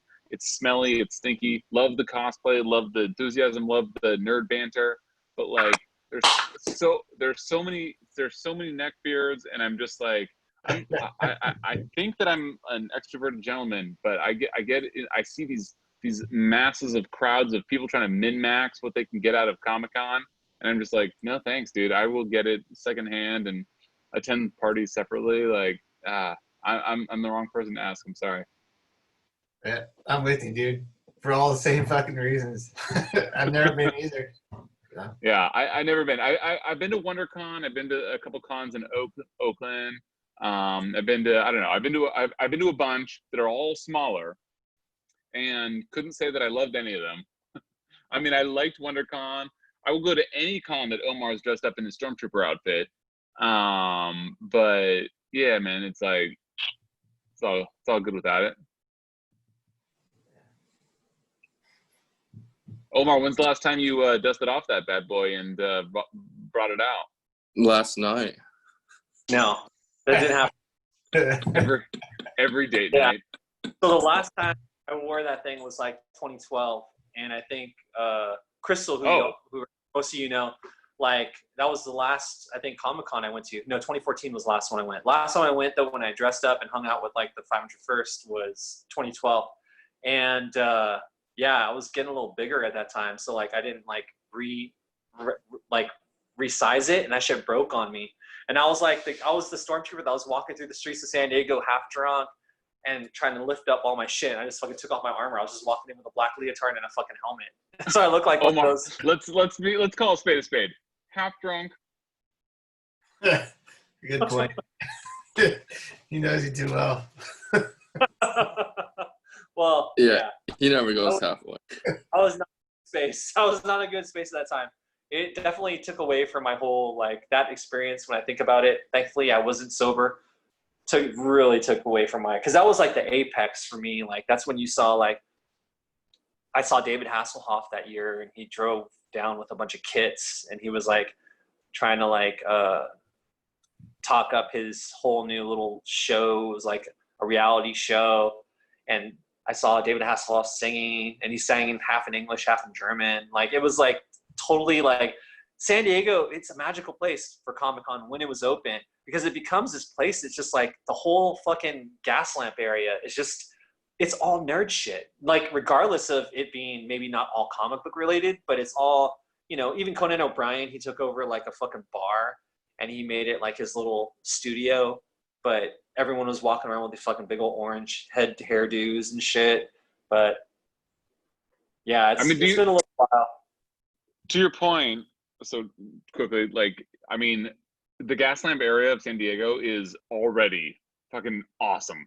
Like, it's already so cool. And like, if you were to make it like not douchey and super like nerd friendly, that's even, I can imagine that's even cooler.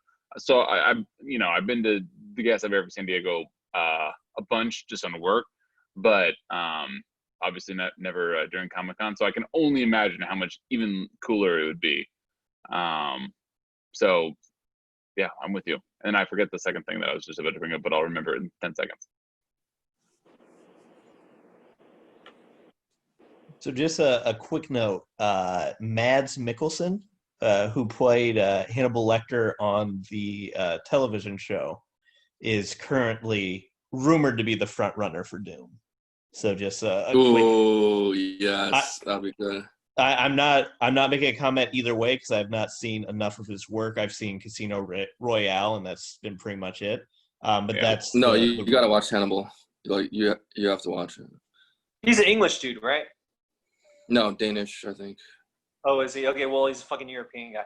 They always fucking bring in these European dudes just because of the fucking accent, and then they don't even use their fucking accent. What the fuck is that about? He has it in Casino Royale, I think. And then if you want to see him, he's in this like weird little movie called The Green Butchers, where they accidentally kill someone, and he's working in a butcher shop. So they start serving human meat. This is pre-Hannibal.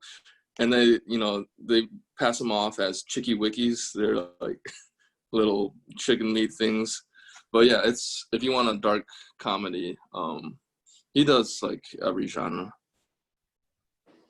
But yeah, Hannibal, they just got away Sounds with like he so plays much. villains and murderers and then more villains. So it sounds like he's really He's also on that Netflix across the spectrum. He's like a badass assassin on one of the Netflix movies. I forgot what it's called, but yeah, he's just a good actor. He is really good. So I've also only seen him in Casino Royale, but loved him in that, and I can see him as Doom, dark, brooding. Mm-hmm. Love my Scandinavian brothers. He's Yeah. good. No, he's awesome. He'd be a great Doom. What are you drinking now, Paul? Same. Ninkasi, up from Bryce's neck of the woods. Nice. You're welcome. I shipped it personally. He also Triceratops. sent you some COVID with it. I wouldn't dare. He's classier than that. I was supposed to be done here at 12, but it's got to go further because I have all my bros here. It's fucking amazing. Wait, so Omar, Bryce. Yeah. Sorry. Oh no, go ahead. Oh, I was gonna say, have we talked about? Are we gonna talk about Omar's big news, or swerve it? It's up to him. We can save it for after. Swerve it, or talk about it, Omar. My big news? We talked about it already. Oh, well, I wasn't on. That's why I asked if we talked about it. It was like Yeah. 10 minutes before he came on, but we give like a little cheers. But All right. Well, cheers, my brother. I'm okay. So I don't want to belabor it. So, Sean, what was your question? Oh, so I heard like parts of your state have paused the reopening stuff. Correct. Like, Mark. so what's it like down there right now? I mean, dude, yeah, it's tough. So I'm in the suburbs. I'm in the burbs. I'm in like the most bougie area of Oregon possible. So, like, if you want boots on the ground analysis, I'm the wrong guy. I see. What do you see in the suburbs? I see affluence everywhere. And I see no COVID-19. I think the last that we heard, we have 0 cases in our town, and everybody's socially distancing properly. And No, that's good. I lead a very boring lifestyle where I just stay the F out of Portland proper, downtown, which is like a 10-15 minute drive north. And yeah, it's all good. That's like Yeah. the same with my brother. So my brother lives in Atlanta, not Atlanta, in Georgia. He actually lives in Roswell. So for those of you who are familiar with Georgia, like that's very suburbia. It's like 45 minutes, depending on traffic. It could be an hour and a half away from Atlanta. And he stays the fuck away from that area just because like you just don't know. It's just like the wild card, you know? And Yeah. I think that's the problem with the COVID. Just like you don't know how it's going to be. But in suburbia, I think people like are more protective and have their bubble naturally. So Yeah, it's very like if you want a freedom fighter, you're looking at the wrong guy. I'm just hunkering down, sending money to Black Lives Matters, like the Nelson Mandela, what is it? Nelson Mandela campaign, Nelson Mandela charity. Link will be in the show notes. But yeah, just doing our small part, but otherwise stay in that out of it. No, that's the way to do it. Just keep safe. You got a family to take care of, so don't risk it. Yeah. All right, guys, I have a serious question. I need help from all of you. Sorry to do a left turn on the conversation, but my son, he wanted to watch. He hasn't seen any of the Marvel movies. He saw Guardians of the Galaxy like 2 years ago, but other than that, he hasn't. He was too young to appreciate it. He doesn't remember it, understand it. So we're doing the Marvel movies now. Last couple nights, we broke it up into a couple nights. We saw Iron Man 1. I want to like do Captain America and watch it more like in order-ish. My son, pretty young, so he's not going to grasp all the nuances. When I was 7, I mean, I'm still an idiot. Like when I was 7, can you even imagine what a bigger idiot I was? I want him to watch them in order. Is that for my ego? I think the answer is yes. Do I just not care, and do I just let him watch whatever Marvel movies he wants right now, and then we can go back and watch them in order later? Or do I insist on watching them in order? And that could be chronological order, or it could be in movie release order, different orders, or do I just not care? What say you all? You excellent group with no kids. I would do defer to Paul release and first just skip because some. No, I need answers from Kids are 3 and 3 non-Paul. months. Yeah, I need. I mean, Paul's the most like me of everybody here. I need some wild card opinions. What is how old is JT now? He'll be 8 next month. Oh man, so he's like woke already. He's 8 years old. That 8 years old compared to Let's just say that JT almost remembers your dark days of 2012. So 8 years old is like the equivalency of what we were when we were like 11 or 12. So I would say, he has a favorite character? He still likes Spider-Man, right? Love Spider-Man. I mean, literally today, I was trying to get him to watch Captain America 1 because I haven't seen it in ages. And he's literally wearing Captain America swim trunks because we did swimming today. And he was talking about how he wanted to watch Iron Man 2, since we just watched number 1, instead of Captain America 1. And I was like, you got to watch them in order. You got to get like back to Captain America 1. And he's like, Captain America's the worst. Iron Man is the best. And he's literally wearing Captain America swim trunks. I mean, there's no arguing with these brainiac children. Went to the dark side. I'm just like, I don't disagree with you. Anyway, so what's the verdict, gentlemen? What do I do? Do I strong arm him, or do I just go with the flow? He's 8, dude. I don't think he's gonna care. I would just watch him however order he wants to.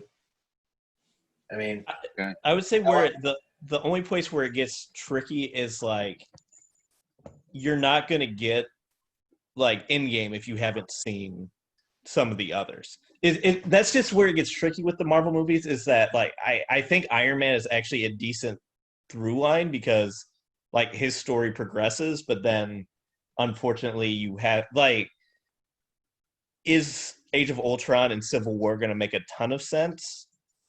Probably not, but I think following a character might be your best bet. Okay, all right. Because like in the first Avengers, Iron Man, you can see his character actually, he's ready to make that sacrifice at the end there. So he's developing as a character. That's true. Avengers, I think you have to watch those movies at the right time. Like when they first form up, you have to watch that after, the intros for the main 3. So you want to hit Captain 1, Thor 1, and, however many Iron Mans he wants, and then do Avengers after that batch, and then go forward from there. See, to me, Thor's one of the ones you can skip. Like, so going back and watching Avengers, I feel like Avengers does enough. Are you talking bad about Natalie Portman? No, I would watch Thor for me, but I'm saying like stuff that you can skip. Like if you're just watching Avengers, like I feel like Avengers does enough to introduce you to Hulk as a character, Widow as a, like you don't have to watch Iron Man 3 to get who Widow is. You don't have to watch Thor to get who Hawkeye is. You don't have to watch Thor. I feel that, and they even kind of reintroduce Cap. Like if you wanted to skip I guess you might need Thor for Loki. So I kind of take that back a little bit. Yeah, you need Thor for that was Loki. good. That was good though. Like I take that. And I actually forgot Iron Man 2. I watched the first half tonight. I haven't seen it in years and years, but that's where Black Widow gets introduced Right. as this assistant from legal. Yeah. And she's like not seducing him, but kind of seducing him the whole movie. And then we only rewatched the first half tonight, but I remember how it takes a little turn later in the movie. But anyway, so not to belabor this point, but anyway, thank you guys very much. That's extremely helpful. No, I mean, I will. I gotta tell you now, I'm sorry for interrupting you. I gotta say that if he's already an Iron Man, Iron Man's the best character out of all of them, really, besides Black Panther. So Yeah. I would say that The new Iron Thor. Man is not as good as Black Panther. I totally disagree, but I Black would go Panther's with great. I would go with Iron Man. Let him watch Iron Man 1 and 2 and see if his interest is still really there, and then jump into Spider-Man. Captain Home- America Homecoming. Huh? Yeah, I was gonna say the new Spider-Man is. I like the new Spider-Man better than Iron Man. And I think for an 8-year-old, seeing young people in school, it's more relatable, rather than like going into Thor, going into Hulk, or going into like Guardians of the Galaxy. Those characters aren't really written for like an 8-year-old. I feel like Yeah. an 8-year-old's impressionable, but they're also gonna like what dad likes. True, but I feel like they're gonna have that experience. So like Iron Man, I think Iron Man and Spider-Man are special because they have that kind of like mentor and father kind of like son experience, which you have with your son. So stick with that, and then maybe go to Avengers after you kind of establish the character connections, and then he can follow. Hey, what do you want to watch now? You want to watch Thor? You want to watch this? You want to watch that? Because I don't think that a lot of them were kind of made to kind of progress. Because if you watch these timelines that people try to write, oh, this is the right way to watch it. Yeah. Maybe for the way it was written, but not for age appropriateness. Yeah. And That's like, totally true. like a lot of people say that you have to watch Doctor Strange before Infinity War. I like how much do you need to know as like an 8-year-old to know, oh, big magic guy who can manipulate time, which they cover like as soon as like the Black Order touch Earth. Yeah. Do you need the 2 hours sunk in to appreciate that? I'm with you.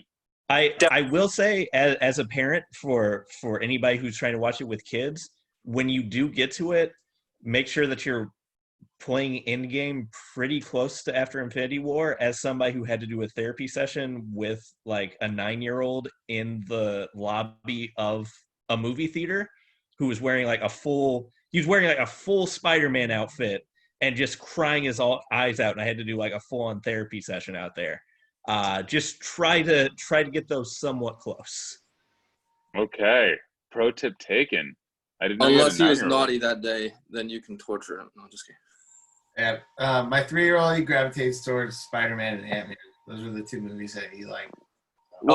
Ant-Man's very fucking kid appropriate. I love Ant-Man. Fucking a great. Yeah, it has a father-daughter relationship. Yeah, it's like really good like storyline. It doesn't really have much to do with the rest of the Marvel universe, other than Yeah. when he meets Falcon or whatever for like 5 minutes, and then it's gone. Yeah, Other Ant-Man's than a when good he one to saves the universe in. Well, yeah, I mean, going up Thanos' butt or whatever, yeah.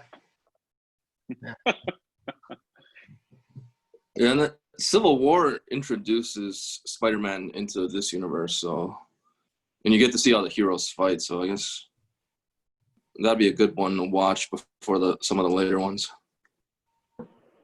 Okay. Well, gentlemen, that was extremely thorough, so I appreciate it. So we're going with Batman 89 first, right? Batman 89. I'm skipping straight to Schumacher. I don't know. I don't care what anybody says. I need my son to learn anatomy, which is only done by bat suits from Schumacher. And we tie it to the beginning. Isn't that amazing? Like a bow. I feel so bad for what's that girl that played Batgirl? Alicia Silverstone. Yeah. What's What do Alicia- you mean? You don't remember Alicia Silverstone? Ugh. Well, I Clueless is on Netflix right now. That's just from San Mateo, dude. babysitter. That was Oh. Babysitter, Oh, also a Schumacher movie. Was it really? Yeah. Yeah. And then Falling down. what was the other one? The Crush. That wasn't Schumacher, but yeah. Oh, if you want to talk about like early Hollywood bullying, like listen to some of the stories that the production crew said to Alicia Silverstone during Batman and Robin. It was rough. I can't even digest that. Like, I don't even know what fucking absolute garbage like happened during that time. A dark era. All I gotta say is I appreciate Val Kilmer so much for Willow. And maybe what is this little spy movie he did that had a really good soundtrack? It based on an old TV show, right? Had that The amazing. Saint. Yeah, Yeah. that's right. Had Wait, Elizabeth. He left the Batman role to do that movie. You know, You go to the Saint before Top Gun? Oh, of course. Wasn't Top Gun before? Because it had an Elizabeth Shue in it. No, but speaking of Elizabeth Shue, I just watched all the Back to the Future movies this week. But I'm saying, like, when I think Val Kilmer, I think of Top Gun way before I think of the Saint. Yeah. Oh well, yeah. But the Saint, don't sleep on the Saint. No, it's not a bad movie. It's just, and Val Kilmer has had a rough decade. If you've seen him now, rough decade. He got back in shape though. It's because someone Did was he? making fun of him on Twitter, and he's like, "Nah, bro, I got buff again or something." I didn't see that, but yeah, I don't know. A rough decade. I think our boy Val has had a rough multi-decade. I don't know if that's a word, but I agree completely. 100%. No, but like the gaining 50 pounds, I think was more recent. Have you guys watched that? How do you know that I gained 50 pounds during Shelter in Place? No. I, None of us have. So I appreciate you. Oh, it's because of the IPAs. There you go. Have you guys watched the Secret of the Island, Dr. Moreau or some shit like that? Yeah. That's The also, Secret Island of Dr. Moreau. Yeah. And had like, you know, Val Kilmer in it and classic actor Marlon Brando. That's what you're looking for. Marlon Brando. And supposedly Marlon Brando was like just fucking chewing out Val Kilmer the whole fucking time. And I think that was like really the end of Val Kilmer. Because like he was just disrespecting a fucking legend. Yeah, I don't think that anybody will ever know what actually happened there until there's some tell-all book. But yeah, that movie, I haven't seen it, but you know, critically it came out as a mess, and I guess professionally, a bunch of those guys. I mean, wasn't it the last thing Brando ever did? I'm sure not. But Yeah, no, you're right. That was. well, they did that. they took his voice in later Superman movies, but I think actually doing stuff, it was that. Okay. Yeah, so I mean, that was no good for Val Kilmer. That was no good for Brando. That was no good for, I forget what the director's name is, but I'm not sure that he covered himself in glory. Just craziness. Salton Sea, that was after that, right? If I knew what that was, I would agree with you. And in fact, I do agree with you, but I haven't heard of it. Oh, you know who another guy was on the come up from Joel Schumacher was Chris O'Donnell. I was about to say Chris O'Donnell. Who? No, not Chris O'Donnell. Not O'Donnell. What's the weird show that he does with LL Cool J now? Tommy NCIS, right? Law and Order, one of those cop shows. Oh, Miami. Yeah. Tommy Lee Jones, man. Tommy Lee Jones. He was a big part of like different Joel Schumacher films. I only remember him as Two-Face. What else did he do? I believe you. I just don't remember. He was in Captain America. Yes, he was. Schumacher. Wait, Tommy Lee Jones? Yeah. Yeah, Tommy Lee Jones is in Captain America. Fuck yeah, he is. He helped to cast him. He helped to cast him in The Fugitive. So like again, that's what I told you. Wait, Like, wait, The Fugitive. Okay, this is I'm showing my noob on my sleeve or arm or whatever the expression is. The Fugitive was Schumacher. no, it No, wasn't a film, but he but helped. Schumacher was involved with the production stuff. Got it. Okay. So what is Tommy Lee Jones and Schumacher? What have they been a part of together, other than Two-Face? No, fuck, I gotta look that up. So while Omar's looking that up, one of my favorite Jim Carrey interviews was somebody was asking him what he thought went wrong with Batman Forever. And he said that like the second day of filming, Tommy Lee Jones walked into his trailer and said, "I can never do another scene with you because of your tomfoolery in this movie." And then watch how Tommy Lee Jones acts as Two-Face throughout that movie and see how like the biggest hypocritical like acting opinion of someone, because that's one of the few movies where Jim Carrey is out-hammed by someone. Yeah, like he turned Two-Face basically into a like 60s Batman TV show villain. And awful. And The they client. had to Sorry, the client. they had to the other thing is Schumacher had to buy out two people's contracts for that movie because he wanted people. So he had to pay out Billy D. Williams because he had a 3-picture deal. Billy D. And he had to buy out Marlon Wayans, who had a 3-picture deal to play Dick Grayson. And so Marlon Wayans still gets paid for Batman Returns because he was supposed to be in there, and Tim Burton ran out of time. But then they had to pay him out because Schumacher wanted Chris O'Donnell instead of Marlon Wayans as Dick Grayson. Crazy. Where'd you hear this? Interviews, movies, books? Where'd you hear this? Just know this off the top of your head? No, these are I knew about the Billy D. Williams. Yeah. He's the Billy Googling D. it right Williams now. one is fairly open because he actually plays him in Batman and Batman Returns. Right. But the Also in Lego Marlon Batman. Wayans one, the Marlon Wayans one, he revealed I want to say like 10, 12 years ago. Like people knew that he was getting Batman royalties and nobody really knew why, and he finally was able to kind of fill in the lines. So one thing that I got out of this whole conversation that made me think about something else that was similar in nature was how I think Will Smith was supposed to be Neo in The Matrix, but before him it was Val Kilmer. I did not know that one. No way. Yes. So it was like a hit. It was supposed to be Val Kilmer's big comeback, but then like he just wasn't able to like get past himself on certain shit, like do stunts and stuff. I'm So Will Smith really was- glad because I think Keanu killed it.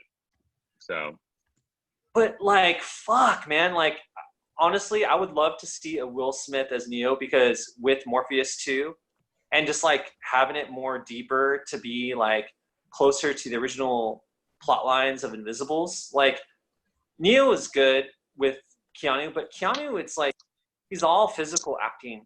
I think Will Smith would have been a little deeper, you know? Because like, if you look at all these John Wick films, dude, they're all fucking just stunts. That's all they are. But the person that I wanted that they offered it to, but he turned it down, was they offered Neo to Nick Cage at one point, and he said no. And then they offered Morpheus to Nicolas Cage, and he said no. And just if Nicolas Cage could have been in any, I would have taken Nicolas Cage as Trinity in that movie just to get Nick Cage in any of the Matrix movies. I mean, my problem with air quotes, with Will Smith as Neo is that Will Smith is just, he's so charming and personable. Keanu's so cardboard. Like, it made way more sense for Neo. I mean, I'm not sure if it's supposed to be a play on the word neophyte, but he's supposed to be this idiot that's like, not idiot, but like this thrown into the deep end guy. And I just think Will Smith's inherent charm would have maybe disarmed you a little bit, whereas Keanu's lack of cognizance about the situation at hand may have allowed us more escapism to appreciate, oh yeah, like nobody, including everybody watching this movie, knows what the fuck is going on. Whereas Will Smith, it would have been like, it's okay, Will Smith, he's got a way out of this. Like Will Smith is just he's too happy-go-lucky. Just personal opinion. Well, that's what happened love them both. That's what happened with Hancock, which I feel Hancock was a great concept for a movie, and it's just you can't buy Will Smith as a jerk. It's hard to. As a depressed jerk. Yeah, that is a great point. Okay, that is a great point. I didn't even think about that. But yeah, you put somebody else in there that's less charming, and that movie makes way more sense. Hancock. That's a great shout. I never even thought of. Like if you take Philip Seymour Hoffman, I'm saying extreme, like somebody who it does have that darker edge, that would have been a great movie. Well, you could never buy Philip Seymour Hoffman with Charlize Theron, but like something like that. We need a pedophile. Somebody call Philip Seymour Hoffman. So on that note, this is our longest episode ever. I don't know. I'm gonna have to edit it, I think, tonight. Thank you all for coming, and it's wonderful to have you here. And it's amazing to see Paul and Bryce all of us together again. It only took us 7 episodes to have them back. You guys have a good night. Be safe. Much love. Say bye, Wayman. Bye, Wayman. Good to be back for